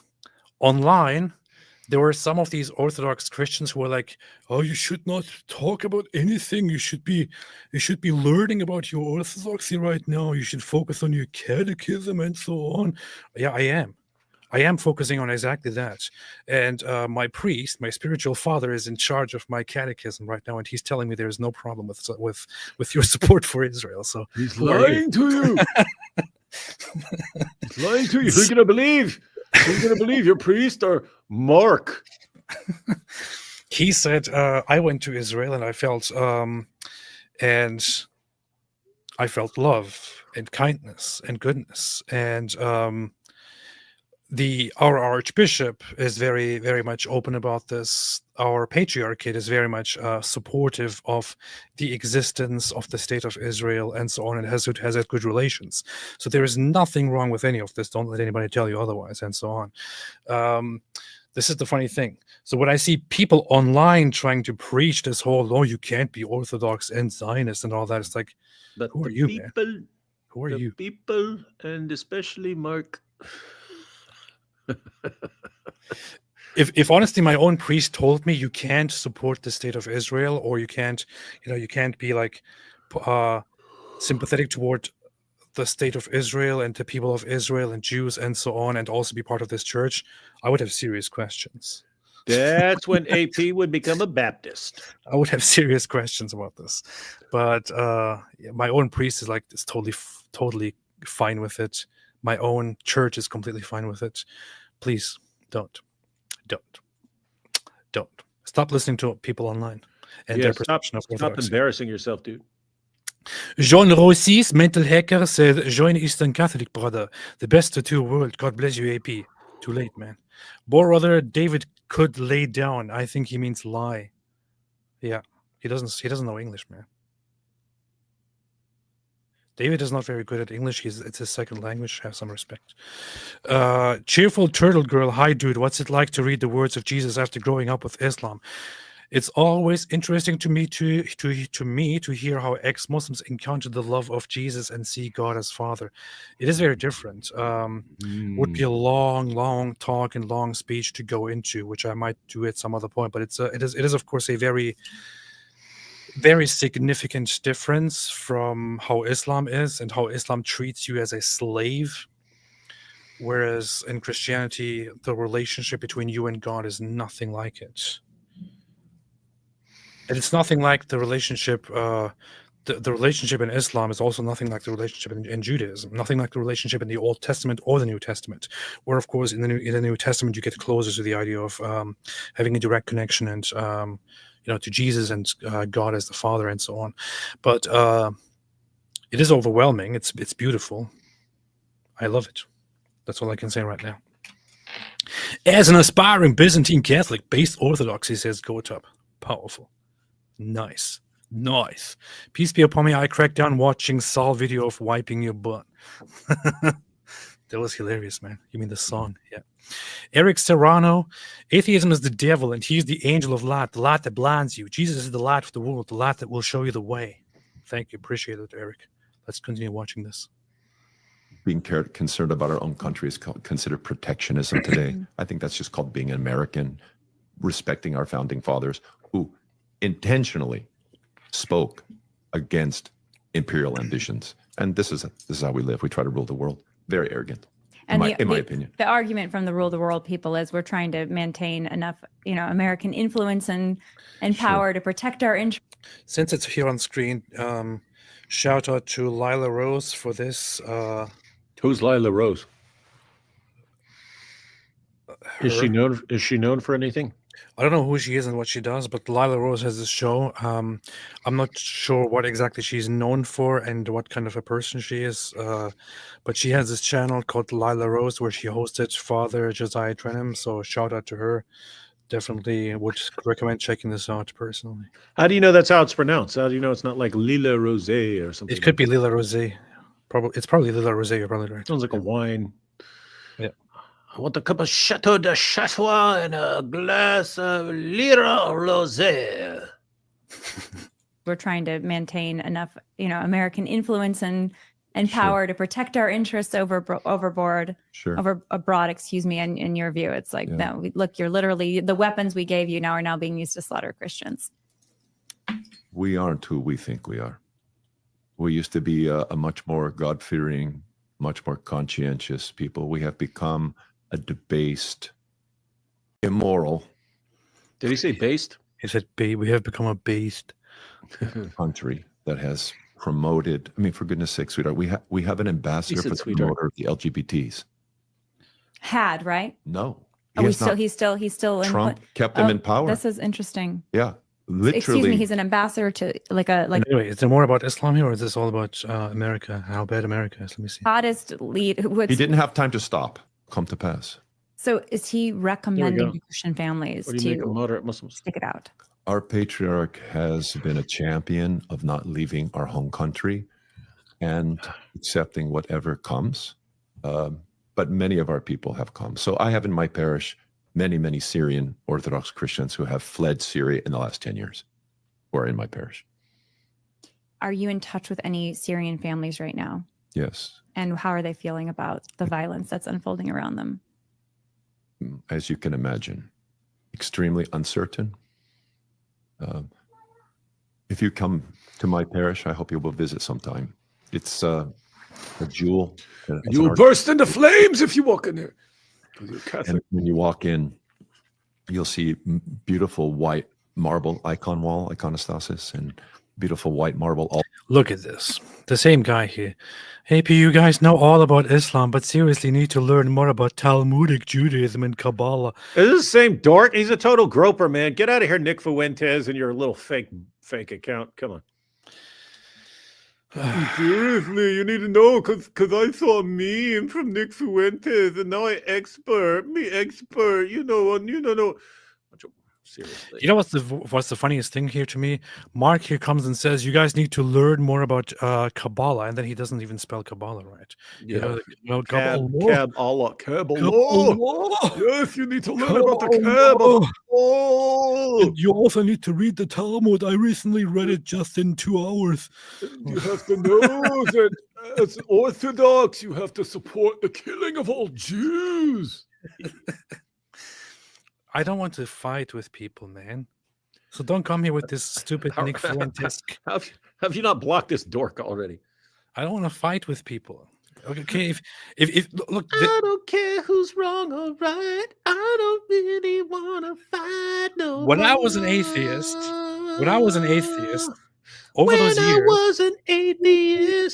over those years, there was a very annoying trend among the atheists, among the new atheists. You know what it was? It was like, all religions are equally bad. Oh yeah, Islam, don't single out Islam. All religions equally bad. Christianity also has its problems. Yeah, AP, it's a rule of atheism that you can't just go after the one religion that's calling for your death. It's a rule, and now we get to whine all day and harass you until you attack Christianity like There us. was that trend. There was that stupid trend, and you know what it was? It was a waste of everybody's time and a very sick and stupid attempt to sound reasonable and smart, while it was doing nothing except helping the advancement of the Islamization of the West. And you know what there is going on right now.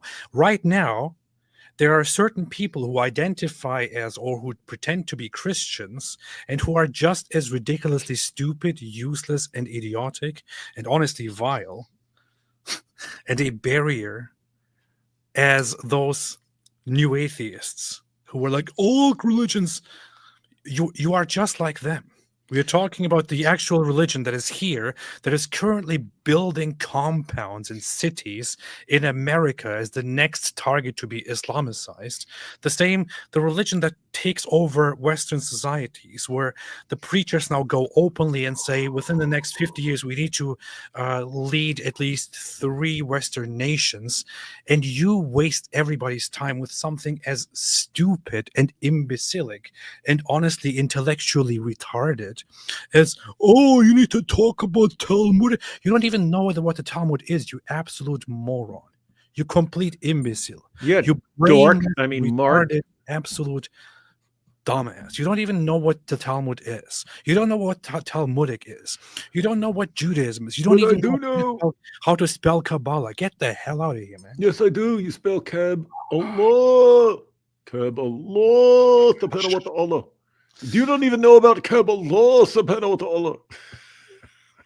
The only people that can rile me up nowadays, still right now, over these last weeks, are these absolute retarded imbeciles who go to the groper route and like, oh, what about Israel, Judaism, Talmud?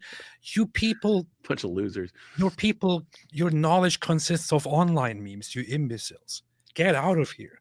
Stop annoying everyone. Stop annoying everyone. Stop being a. I read the barrier Talmud. I read the talking about Talmud actual cover to cover. problems.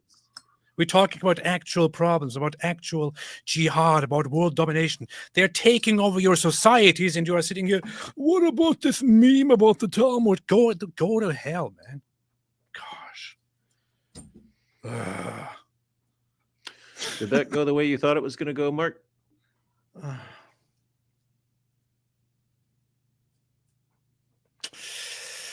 Anyway, gotta block people like that from now on. Yeah. Then you don't have to go and throw your tantrum. Anyway, let's get into some super chats here. So, what do you think about the speech, David? Pretty based. It's on the based end of things. Pretty good. Yeah. Guys, good speaking voice, good cadence, seems knowledgeable. Good to have someone who's actually talking about Islam. Our atheism moment. Yeah, he knows what he's talking about. He knows what he's talking about when it comes to Islam. when it comes to Islam. Anonymous, congrats AP on becoming a Christian. I'm Malankara Orthodox, and as an adult, I'm rediscovering the beauty of the Orthodox tradition. I'm loving following your journey as I relate to it on a certain level. Thank you very much. Appreciate it. GG writer Gadi Taub said anti-Zionism might be not anti-Jew if a globalist opposed to all nation states self-determination. Most only oppose one nation state. Yeah, I mean, it's not very difficult to figure out. The people who have a problem with the existence of the state of Israel, right, who have a problem with Zionism, usually only have a problem with the existence of one state. Only one state, not with any other state. Only one state. Any other state is somehow redeemable. Any other state can fix its problems. There's only one state in the world whose problems cannot be fixed, that must be eradicated. That is Israel. You just hate Jews. I'm sorry. Nilo for real. Well, I am a Christian and I love and support Israel and Jews. Guess that makes me a Zionist. Loud and proud. Azazel, imagine AP's priest joining us on stream and sending super chats. Anyway, God bless y'all. I'm sure he's very busy. Mumu Joe, why Zionist is a slur and offensive? What's more offensive, worshipping a pedophile or returning to your homeland? The funny thing is that this became a thing very recently. Like just a few years ago, it was a completely normal thing to be a Zionist or to express Zionism and all that. It just, over the last years, became this popular slur because of Nazis and Muslims. Yeah, and they'll just apply it to anyone who doesn't think Jews should be annihilated. Yeah. He's a Zionist. Jean Rossis also give a try to traditional Latin Mass. I know it's very based. I know it. Captain Lamb agreed with your assessment of Mormonism, just lumped it in out of curiosity. The Book of Abraham is one of the most obvious fakes I have ever seen. Yeah, I was talking trash about you, David, earlier, saying that you always say that Muhammad is the most obvious false prophet, whereas everyone knows that Joseph Smith is much more false, much more obviously false. But I guess you haven't changed your position on that. No. We should have a debate on that. Who is the more obvious false prophet, Muhammad or Joseph Smith? Hunter Verdon, thanks for coming tonight, David. Your presentation was extremely helpful, very needed, and much appreciated. By the way, my friend Nick thought that video was hilarious. Hey, Hunter. What video? Did you show a video? Oh no, yeah. So Hunter was. Why are you showing funny videos to people, man? Hunter was there, and he said he's got this friend who couldn't be there, and the guy's becoming a cop instead. So he's like, "Can you record a video for him?" Like, "Yeah, I'm here with your friend Hunter. Glad you're not here, loser cop," and something like that. I made it clear that I have a dark past with cops. Nice. Cops don't like me. I don't like cops, unless they're really good cops. Nice.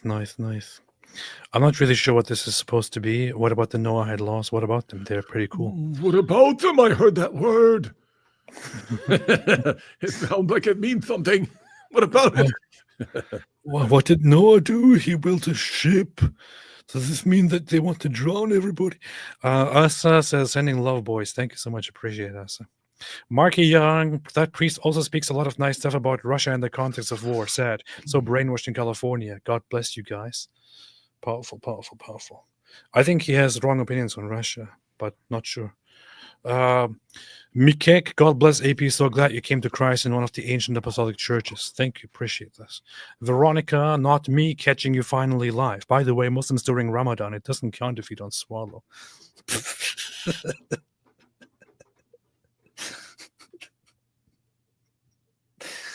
Thank you, Veronica. Veronica is a fully Christian show now. I like to take a Warhammer 40k approach to Christianity. So may Jesus, the God, Emperor of mankind, bless you with fertile seed and true aim. I've never played that, but I appreciate it.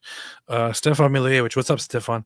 Halo Radovan Idimirovich. Hope you have a good Easter that starts April 20th. Thank you. That's how you do it. White Lightning 777. Thank you. Adam Bowers. Much love from the Serbian Orthodox. Keep up the good fight. Thank you. And much love back to the Serbian Orthodox. David Wood looks like he's at the boys' sleepover party. Cozy psychopath, says Marky Young. White Lightning 77. Just focus on your studies and keep the Lenten fast. You'll be baptized before you know it. Time flies in orthodoxy. True story. True story. Alhamdulillah. Mikek AP David just learned the false prophet Muhammad didn't remove an image of Jesus and Mary in Mecca, Kaaba, while removing the pagan idols. Thoughts? That is interesting. Yeah, so guys, when he went around stabbing the idols and stuff like that, and then removing the images, and then he didn't with an image of Jesus and Mary. Isn't that is it a Sahih hadith? Where was that? I'm not. I mean, this was like 15 years ago. Was that Ibn Asaq? I'm trying to figure it out. You might want to search for that. I don't remember. I don't know if that is a Sahih hadith or if that is a lesser tradition or if that is in the biographies only. Don't remember.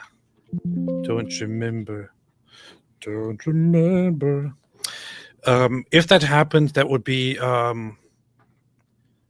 it's kind of weird. Maybe we should talk about that some other time. But so you have the pagan society, the pre-Islamic era pagans who live in a pagan society and who, as pagan societies generally do, Be as inclusive as possible for everything. Yeah. Yeah. Oh, you got your belief. We'll add that in there. You got that? Yeah. Let's add it in there. They just add other people's beliefs to their own if the other people come to visit them and are cool and so on. So they might be putting up icons of Jesus and Mary in the Kaaba, and Muhammad might go in there and see that and perceive that is Jesus and Mary. This might also explain. This might also explain why the Quran wrongly says or wrongly misunderstands the Trinity and asks Christians why they believe that Jesus and Mary are gods besides Allah. Muhammad might encounter icons, the iconography of Jesus and Mother Mary, and might think, whoa, look at this. They think Mary is God. They think Mary and Jesus are gods besides Allah, but they just eat food like everybody else. So this might have contributed to that big misunderstanding. But this image of them doesn't eat food. It must be God. This is the proof. I put doesn't food in eat front of this food. image, but the image didn't eat any of the food, you see. It's God, you see. Celeria Rosencroft. Hey, I joined the efforts to collaborate on the Islamic Dilemma Protect. It's called Project. You need to learn to spell. I'm sorry. And as I was blazing through Surah 2, I found a funny ayah. Thoughts 2138. This is for you, David. Do your homework. 2138. 2138. It is one of the things is interesting on the different translations of this. You get some really, really completely different ones. So, Shakir says, "Receive the baptism of Allah, and who is better than Allah in baptizing, and Him do we serve." And then the Pickthall is, "We take our color from Allah, and who is better than Allah at coloring? We are His worshippers." Like He's the best at coloring. And then Hilali Khan doesn't even it keeps it because it's not clear, and it says our Sibga religion is the Sibga religion of Allah. So he translated it as religion. Pickthall translates it as color. Shakir translates it as baptism. Khalifa translates it as system. Palmer translates it as the die of God, and who is better at God than dying. Yeah, it depends. Who is that coming from? It will depend on the translation because you get a bunch of funny ones. Who is better at God than dying? Who is better at Allah? Who is better than Allah at coloring? Who is better than Allah at baptizing? Who is better than Allah at comedy? Like, who is better than God at dying? You see, this is proof that Christianity is true, that Jesus is...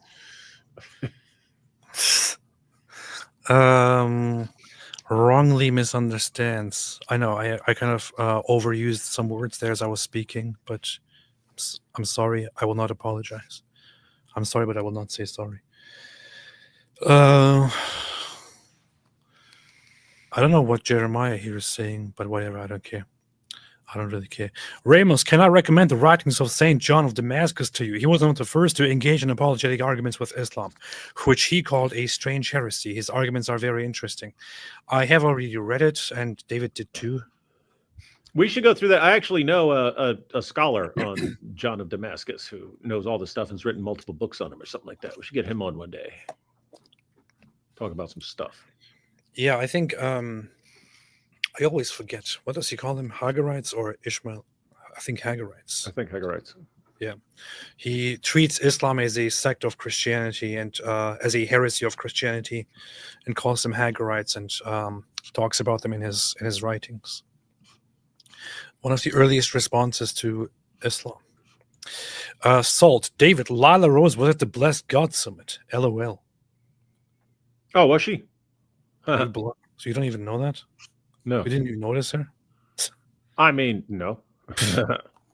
but I didn't notice lots of things probably. Nice. Dylan Cantor, Matt Fradd spoke with a former Muslim turned Catholic today, and Matt believes Muslims worship the same God as he does. Well. He actually spoke with that person before me and only published it newly. And guess what? I also spoke with Matt Fradd, and he's going to publish the interview that he did with me probably in a few weeks or so. I'm not sure if that question came up, though. What if he thought it was too dumb and then he never posted it? That's a good point. Might be true. That might be how it worked out. I don't know. Yeah, he talked to an ex-Muslim who turned Catholic. I never even heard of that guy. I don't know. Interesting. Post Ramadan Abdullah. Well, this is the thing. This is one of the issues where the Catholic texts on catechism teach, and the church texts basically teach that Muslims worship the same God, which at best I can accept the statement that they intend to, or worship a God that is based on the God of the Bible, or that they intend to worship the God who they say revealed the Bible or something like that. But to say that they worship the same God is a little bit big, a little bit too much. Post Ramadan Abdullah, watch the Winger video. Now I'm not sure about Islam. Huh. I am the truth. Please expose Billy Graham's view on Islam. Who is Billy Graham? David, who's Billy Graham? Guy who preached the gospel to more people than anyone else in history. What? But I don't know what he thought on Islam. I don't know what he thought about Islam either. Why would we expose it? Celeria Rosencroix reminds me of Egyptian mythology, where you had the land of order, Egypt, and anywhere else, land of chaos. Powerful. Hungry Goat, Trump's tariffs will effectively set the world back to the 1930s. If the trajectory continues as it is, we're all cooked, and Israel will actually be the only free nation left in the world in some years. I'm not sure what's going on with the whole tariffs here. At first, I thought it was just a bunch of bluffing, but then Trump actually revealed huge tariffs. Huge. The best tariffs. I make the best tariffs. And the thing is also that the reasoning used when the tariffs were revealed was all wrong. His administration revealed a list of countries and the tariffs that they supposedly impose on us, but the tariffs are not accurate. They don't. Like, for example, it says the European Union imposes like 60% of tariffs or something like that, or over 50. That's not even true. The number that they present there is just a trade deficit. It's not the tariffs that they impose. So completely off topic, but not sure what's happening there. It seems a little bit weird what's going on. It seems extremely weird. Here's the thing. Here. Here's the thing, everyone. He has a business background, so he knows more than we do. Yeah. It looks like he's ticking everyone off and that it's going to cause lots of problems. He will be judged on whether this somehow works out or not. If somehow he's doing it and looks crazy and stupid, it looks like it's ruining everything, but it works, then people will say, "Oh, he knew what he was doing, and he'll look like a mastermind." If it just causes problems, people are gonna be like, "Oh, what the heck is wrong with this guy?" The point that makes sense about this is the United States. It reminds me of the Star Wars war with the Soviet Union back in the day. The Star Wars program was not actually even meant to work. It was meant to get Russia into an arms race, building stuff for space, knowing that they would run out of money before we do, and then they would collapse. So you can have that sort of thing where it's, hey, I'm gonna screw with everyone in the world because we can take it and they can't, and they'll eventually get hurt enough to obey us. And yeah, it's going to suck for a while, but we can take. It's like when it's when a store moves into a new area and then lowers prices massively to run everyone else out of business. Yeah, it's hurting that store in the meantime, but it'll eventually pay off. But right now, it looks like it's just screwing things up. But I don't know. Hey, look at this. Jake Shields says, Jake Shields says, she's too stupid to understand that the Jews aren't even really semantic. And this guy says, wait, does this make you anti-semantic? Because honestly, that tracks pretty well.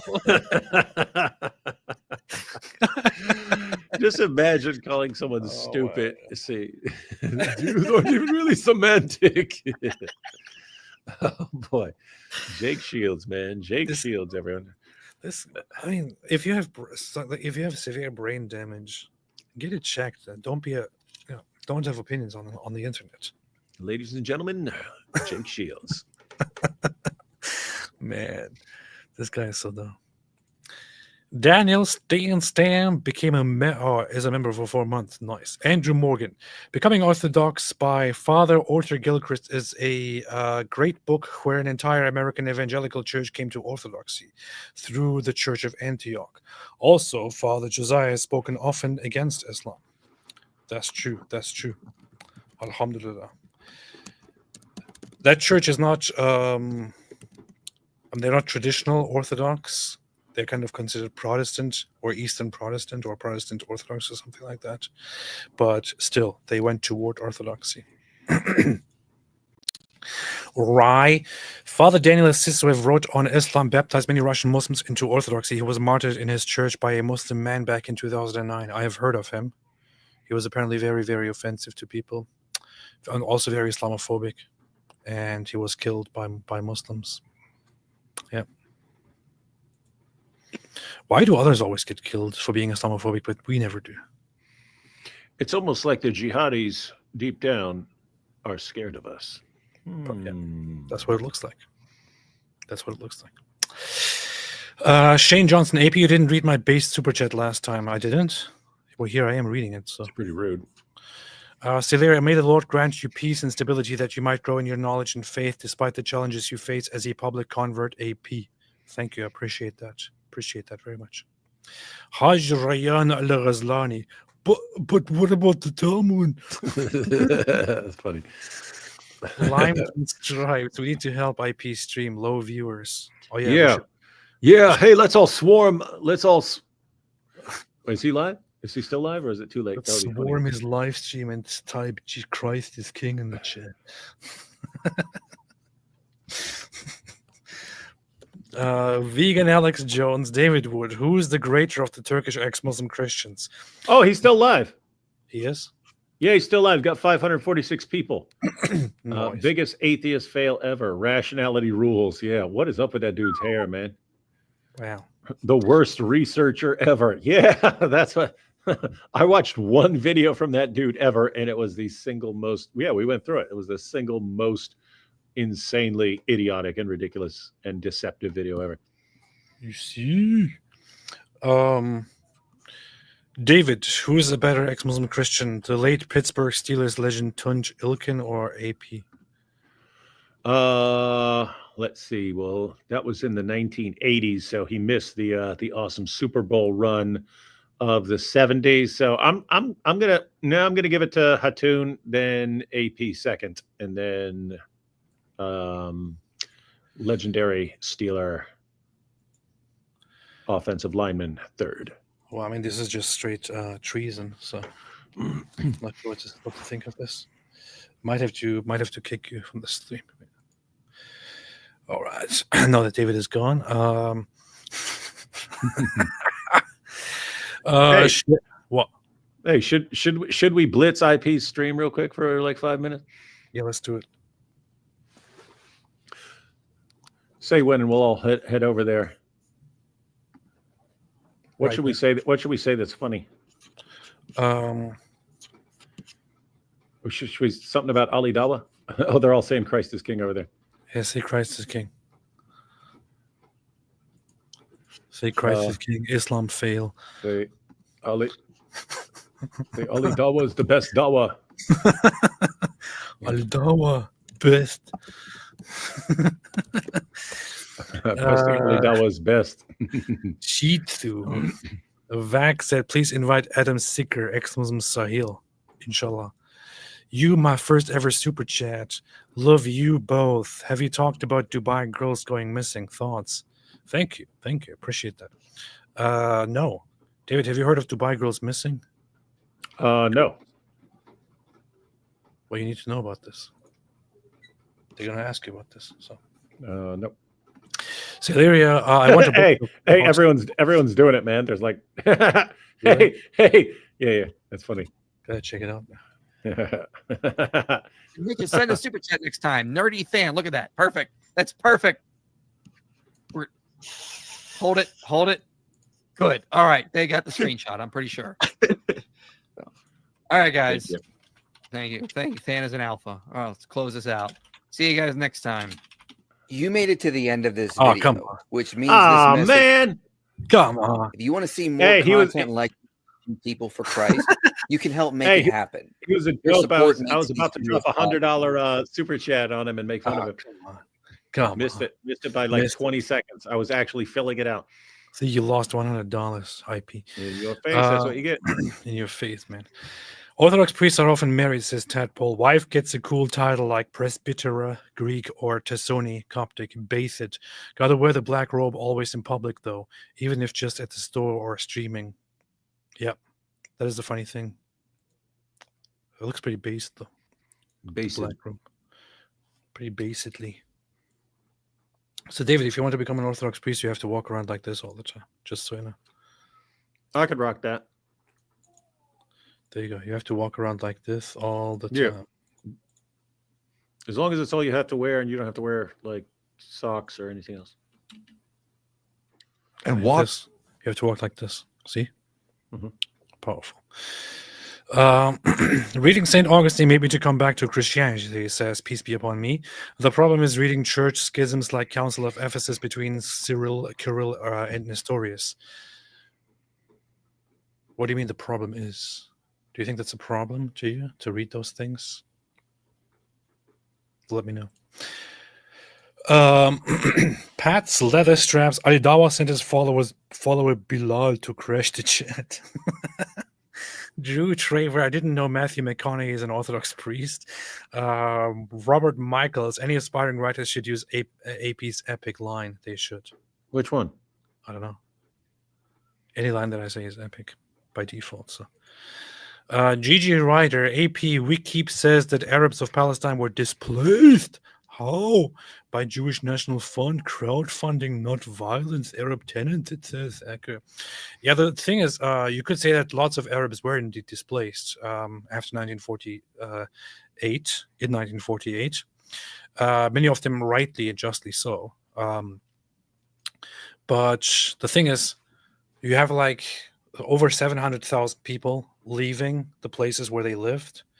Half or even most of them left on their own accord because they were asked to by the Arab side because the war was going to happen. So and they were basically given the idea and promised that once Basically. the war is over and they have destroyed the Jewish state, they can then move wherever they want. So in the hopes of that, they left those places, but of course things didn't really go as they were promised. They had their butts kicked. And Israel then said, all those who left, you're not allowed to come back anymore. We're not doing this. Well, and then on different occasions, Israel did actively go from town to town, especially border towns, to secure places and said, you have to leave here and we'll be placed somewhere else, or you have to leave here entirely. We have to secure this place. We cannot have this border town be populated with Arabs after the war. And I mean, it's completely reasonable. Israel is attacked in an extermination war in 1948, and you expect them to just be cool with the rest of the population that remains there after the war? That would be very stupid. And dumb. Yes. But yeah, mostly people were displaced by Jews buying land. That's it. Susan Morales says the funny thing is, Yeah. It'll be like, I'll be like, AP, 7,000 people were just destroyed the funny thing is, by a meteor. And you'd be like, yeah, the funny thing is. Mumu Joe, why Zionist is a slur or offensive? What's more offensive, worshipping a pedophile? I already read this. What's wrong with you? Mark H, why haven't you streamed with Ray Ibrahim yet? You're hiding, boy. See, David, why haven't you streamed with him yet? You're hiding. No, I have. You should get him on. That dude is super smart and super knowledgeable about the entire history of all kinds of things. I should. And Wakov, AP isn't being obedient to the Orthodox Patriarch of Groiperia. K. Alifi, Palestinian Arabs are extremists, and if Israel is gone, every church, shrine, relic, archaeological Christian site will be in danger. Just saying. Yeah, just look at the Christian population of Gaza. The Christian population of Gaza was at, I think, around 2,000 or so in the 90s, dwindled down to 1,000. Now there are less than 1,000 people, 1,000 Christians left, a few hundred Christians left, if at all. Of course, somebody would come and say, you see us because of Zionism, because of Israel. The bad thing is, at the very same time, while that was happening, the general population of Gaza increased by 3 times, threefold. So, Celeria Rosencrantz, to be frank, David, he didn't say 6:30, he said around. Stop trying to defend it. Stop trying to defend it. Don't even say around. Just say 6:32. Yeah, if you say around, then you're wrong. Love for AP and Daily Wire, not for Momo the Chomo. I'll watch later. Thank you, Sketch Therapy. Andrew, hello, Daily Wire and the Associated Press. Can you recommend me some books on Islam Jihad and some books on Christianity similar to C.S. Lewis's books? Thank you. David, what do you recommend? Jihad, definitely Robert Spencer's History of Jihad. That's, keep in mind, that's different from like the concept of jihad and going through the Muslim sources on jihad. But you definitely need the history of jihad. And similar to C.S. Lewis's books, I mean, there's only one C.S. Lewis. But Chesterton's, people who like C.S. Lewis's books usually like Chesterton's books. Chesterton. Speaking of Robert Spencer, I just got this book. And also speaking of Jews, he just published this book, I think. He was telling me about it when we last met at the debate. Anti-Semitism, History and Myth, Robert Spencer. Orthodox Christian, by the way, guys. Right, there you go. Only because he apostatized from the Catholic Church. Yeah. So he just wrote a book about this. I'm going to read this. I'm going to check it out. I told him I'm going to buy this and look at it once he has it published. But I think he specifically wrote it because of the whole. Has anyone told him that he isn't allowed to support Israel? Probably online. People came like, "Why aren't you Orthodox Christian? You're not allowed to support Israel. You're not allowed to like Jews." I always would recommend for Islamic History X would always recommend In God's Path, Robert G. Hoyland. Best book I've ever read on Islam history topics. Powerful. Matt, is conversion even viable for Muslims? P.S. Egypt can't go to Israel. The Copts have had their land taken for too long. Yeah, Muslims should all forcibly be converted. That sounded a little bit too serious. Yeah, everyone should convert to Christianity. All Muslims should convert to Christianity. Then the Middle East would be a better place. Marky Young, honestly, you guys need to learn more about atheism. Really? Haj Rayyan Al Ghazlani, the Irish were kicked out of 109 bars. Theo Wolfie, why does David have his dogs out? I'm laying in bed, and you have a bunch of foot freaks here, AP. Oh, look at his feet. Oh, look at his feet. Peekaboo, peekaboo. All right, time to leave. I'm still trying to go through these super chats. There are only 20 super chats left. David Wood has really skinny feet. David Wood feet are vegans. This is true.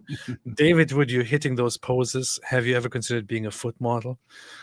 Stoney Erickson, stop showing your toes, David. John the Press, by the amount of Christians who are against the only country in the Middle East with a growing Christian population is wild. This is indeed very, very funny. The only country where Christians are safe and where Christianity is growing in the Middle East and where Christians are overwhelmingly happy with life. No. And you have That's where it's the place where they spit on Christians. They spit on him. They spit on us the entire time we was there. And then they realized, oh, AP wasn't a Christian yet, so they stopped spitting on him. Just put all this spit on me. Make a comparison between two countries. Lebanon, which was a Christian country and has now turned into a Muslim majority country because they thought they could just coexist with Muslims. Or they didn't think that, but they had to, basically. Christians are not very happy with life there. They're not very satisfied with life. In fact, it is one of the least happy countries. Life satisfaction is incredibly low, and so on. Then compare that with Israel, which is the Jewish nation, and check the statistics and the polls on what Christians say about life and how Christians answer the question, are you satisfied with life? Over 80% say they are happy. With Lebanon, it's like the opposite end. Child of Jesus. AP, I'm very happy for you becoming Christian. Thank you. Thank you. Appreciate it very, very much. Fat Reformed Baptist. Stop sitting every day. A wild Jibril appeared on your screen. A wild Jibril mouse goat. What is that? Mouse goat. It's a mouse goat. Gwyneth Isaac. First Saturday, then Sunday. Support Saturday, folks, okay? Yes, support the Saturday people. Hello, Yidi. Jews don't believe anyone need to be a Jew to be with God or be and do good. I wish other faiths would do the same. There would be peace. I mean, it's one thing to have different views on what happens to people, in their eternal fate, in the afterlife, and so on. It's another to simply treat other people with respect and all that. And Judaism does it where people are not demanded to believe in their own religion. In fact, are usually discouraged from converting to their religion. You do have the idea, however, that everyone has to believe in God and may not disrespect God and may not have idols, for example, in order to have a share in the afterlife. So you wouldn't, as a Jew, believe that that atheists have a share in the world to come.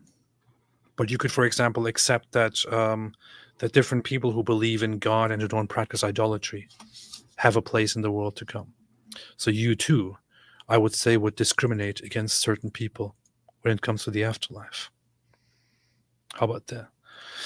Code 5601. I saw some comments you made about the church in Ukraine, and I feel like there are contexts you missed, especially with de facto split UOC and with the MP, because they feel betrayed by Patriarch Kirill, but are still etked. Yeah, I'm not sure what you're referring to. I made comments only briefly about. So there is usually a trend among those who want to be. I don't want to talk about this. who want to be loyalist and who want to accuse Ukraine of certain things and who want to delegitimize the legitimacy of the Ukrainian Orthodox Church. And I'm simply defending their right to exist independently from Russia. That's it. Hunter Verdon. Hey, Hunter! Dude, do you know your name looks eerily similar to a certain other Hunter? Yes. You see? Converting to Judaism is very hard but possible. They try to scare you away. Yeah. It's kind of a funny tradition that they say 3 times, go away and think about it and then come back. So it's kind of funny. Hunter, my German teacher was a Mormon, so I have studied it. Similar to Nabil with you, David. From what I know about Smith and Muhammad, I'd say they are probably equally obviously false prophets, but Mormons won't behead you. There you go, in your face, David. That's true. In your face! Veronica, okay, sorry, David Wood. I'm Christian myself, just couldn't resist. I'll try better. It was a good joke, though. Wait, what was that? What was that referring to? It was about Muslims. Oh, never mind. Yeah. Very rude. Very rude. Keine Macht den Muselmännern. Holy Joe, do you think Orthodox Catholic reconciliation is more likely than Catholic Orthodox Protestant reconciliation? Yeah. Well, who's been unreconciliated longer? Ooh, didn't think about that one, did you? Ooh, you see. I think it is more likely for Orthodox and Catholic to get together first, though, before anything else. It's funny because recently, my beloved patriarch, there you go, I'm going to say it, Bartholomew, recently just said that the schism can be overcome and reconciliation can be worked on and so on. And some people were like, what? How dare he say this? We're supposed to be separate and hate each other forever. But I think it's pretty based, the idea of reconciling.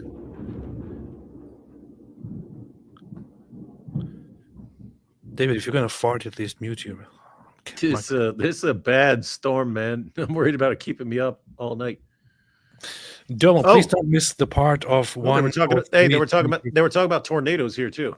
Oh, nice. Don't miss the part at 1:03:23. Powerful. Did I miss it? I hope I missed it. Let me see. Tell me if I missed it or not. If I missed it, I'm going to go back and have a look at it. And Hey, you know what'd be funny? Hey, you know what'd be funny? All these patriarchs and stuff like that. When you mention them, you should start saying them all with like your silly Arab accent. That'd be awesome.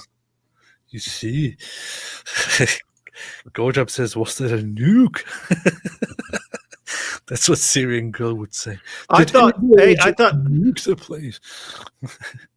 Yeah, I pulled off the headphone earlier because it sounded like something was trying to rip through the wall, but I'm guessing there was just like water pouring behind it or something.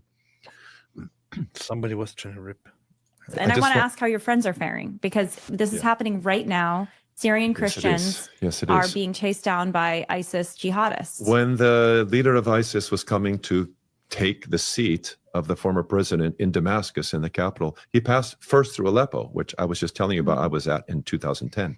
And he sent a note to the archbishop there, who is the successor of my friend. You know what he said? I'll have your head. Yeah, that was the moderate current man so sitting. Are the Syrian Christians, and as well as your bishop, are they fleeing? What's to be done? Our bishop responded back. I was so proud of him. He said, come and take it, but I'm not leaving. No way. Yeah, that was his message. Wait. He's come and take it. What? Come and take it, but I'm not leaving. Dude, that's straight up 300, man. Yeah.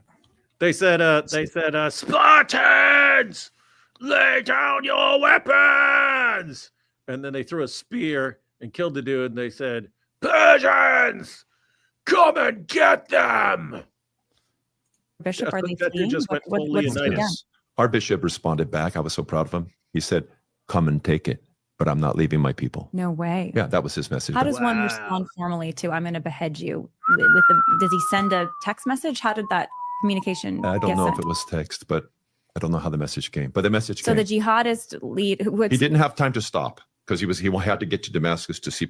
If they sent a message to Western politicians somewhere, the response would probably, I find this is deeply concerning and inappropriate, and I am sure that we can come to an agreement so that we can find a place here for your peaceful Islamic religion to settle and to take things over.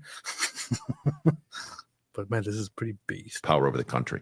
communication? I don't get know sent? if it was text, but I don't. Our bishop responded back. I was so proud of him. He said, "Come and take it, but I'm not leaving my people." No way. Yeah, that was his message. How back. does one respond formally to "I'm going to behead"? Yeah, he was like, "Come and take it, and while you're at it, come and take these nuts." That's probably not what he said, man. Why is it?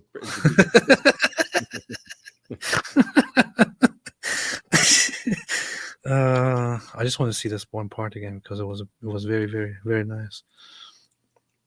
I just want to see his face again.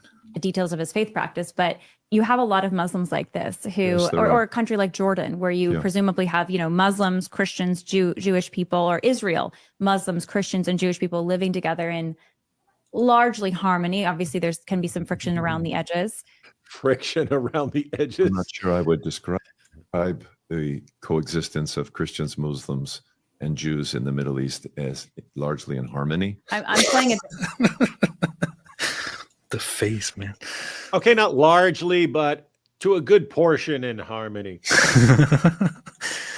Is it mean to call Muslims? Thanks. No, it's the same. It's the same word. I don't know what you're talking about. Yeah, it's just a different spelling. It's a phonetic Yeah. spelling. Yeah, it's a different. Yeah. Chameleon, aren't Orthodox the first Protestants? How dare you? They were like, You "We are- reject what you're doing, Catholic Church." You're opening a whole can of worms here. You better don't do that, man. You better don't do that. Hey, Orthodox should be like, We're the true Protestants, the original ones, not these fake Protestants who came along later. I mean, the Orthodox do have a point where they say that the Catholic Church adopted certain things that were agreed not to be adopted later on, and added things to the creed that were agreed not to be added to the creed. We agreed on these, so why would you do this kind of stuff? What is this? What is this, man? Can't do this no more. So that's what the Orthodox basically did, and It's- walked away. basically did. Yeah. There was a moment in the 1400s where the schism was almost ended before the Ottomans took Constantinople, before they stormed into Constantinople, where the Orthodox actually went with a delegate to Rome and discussed uniting under the Catholic Church, under the Pope. Eventually, it didn't happen because I think one person or several people objected to it. So since there was no full agreement, they didn't. They eventually didn't do it. Yeah, that was. Florence. There was the Council of Florence, Council of Fiorentina, where they were thinking of uniting, but it was mostly a pragmatic move because the Orthodox knew that the Muslims are coming and they're going to overrun them and possibly take over Constantinople. So they were thinking, let's just unite and fight back instead of having a schism. It didn't happen. One wonders how things would be today had that happened. Soldier of Christ, David Wood, AP. What do you guys think of Tim Keller and John Piper? As a Presbyterian, they have been really helpful for my faith. I miss Tim Keller. I have no idea who either of these people are. David, what do you think about them? Yeah, I know a lot of fans of Tim Keller, but I've never followed anything by Tim Keller. John Piper, I've seen a lot of Piper stuff, but yeah, Piper's cool. Nice. Noam MKW, have you seen Gideon Levy getting exposed for interviewing on Jackson Hinkle's show? It went kind of big in Israel for a day or two. Yeah, I saw it. He's a Haaretz guy, isn't he? He writes for Haaretz, or he appears there. And he actually was invited by Jackson Hinkle for his show and went and appeared on an interview with Jackson Hinkle just days before Jackson Hinkle went over to pose with the Houthis and speak at a Houthi rally or something. Smart. And then this Gideon Levy was like, made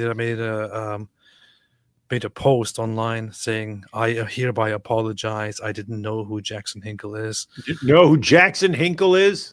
But the thing is, the guy is a journalist who's writing for the leftist newspaper in Israel for Haaretz.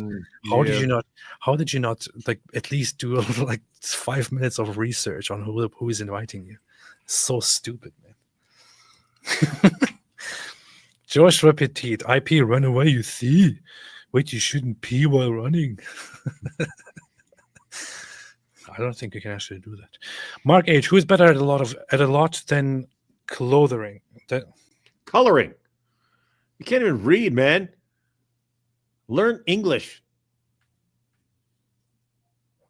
Something is with me today, man. How did you become a citizen, man?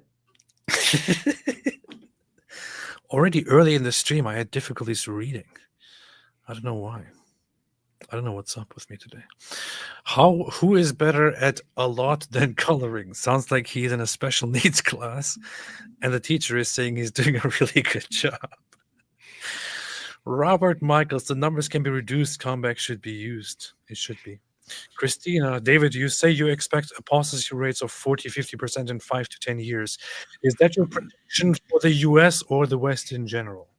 Oh, it's not that I expect it. It's just, I mean, because things can always change, and a bunch of things can change. Like the new atheism falling out of favor can affect the apostasy rates, because some of the people who are leaving Islam were because of the new atheists and so on. But no, it's just if the apostasy rate shot up this much in this short of time, it looks like they're going to increase. But that sounds pretty beast. That sounds pretty beast. Hey, this is a good point. Sunrise in Paradise says, "Get your wife to read for you, AP. Reading isn't manly. Just ask Tate." That's true. I've recently I haven't been very attentive to the great Andrew Tate's teachings that reading books is for losers and for gay people. So, yeah, I should pick up on that again. Cars in Depth, you should have Edith Barr on your show. Doing that right now. Inviting Edith Barr right now. Not sure who that is, but yes. Okay, doing it right now. Edith Barr. Okay, doing it.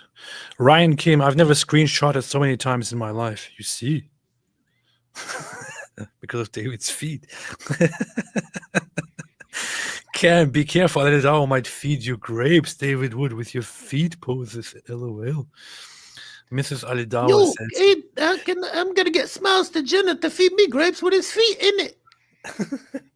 Mrs. Aledawa says, "Yeah, there's the right stream in it." User Turtle Dog super sticker, thank you so much. Peace be upon me. I mean, how first church councils affected the Christianity and led to splits and end up in OOEO, Catholic Church and Protestantism. Any thoughts? I don't have any further thoughts on this. We talked about it way too much. David, what do you think? Mm-hmm. There you go.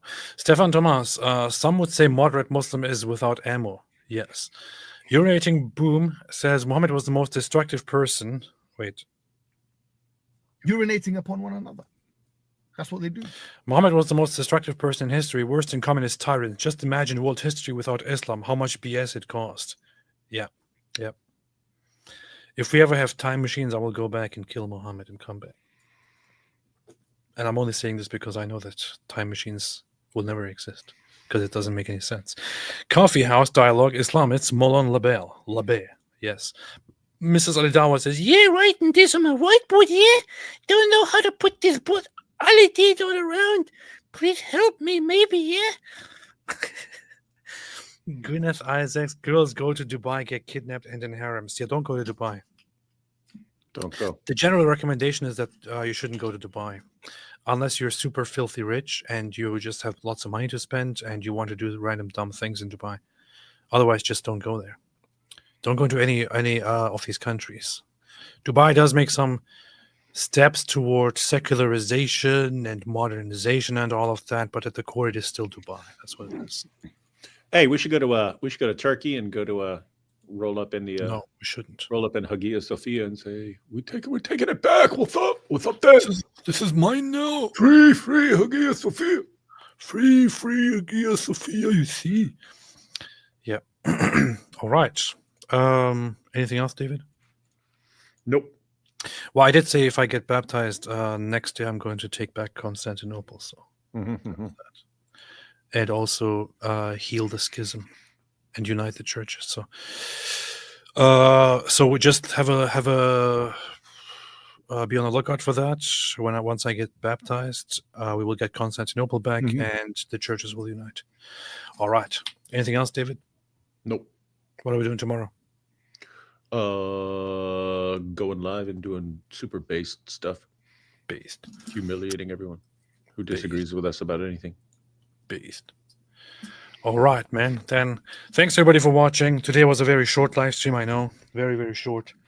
Didn't have more time, unfortunately. Where's my goat, man? Man, where's my goat? That's what Muhammad said. Where's my goat? Where's my goat? I can't find my goat. Where's my goat go? It escaped. How can it escape? What about my needs? Anyway, it's gone. Can't find it. But thanks everybody for watching. We will be together once again tomorrow, and then also on Saturday, and then also on Sunday, and forever. We will never leave. We will always be here. Never gonna give you up.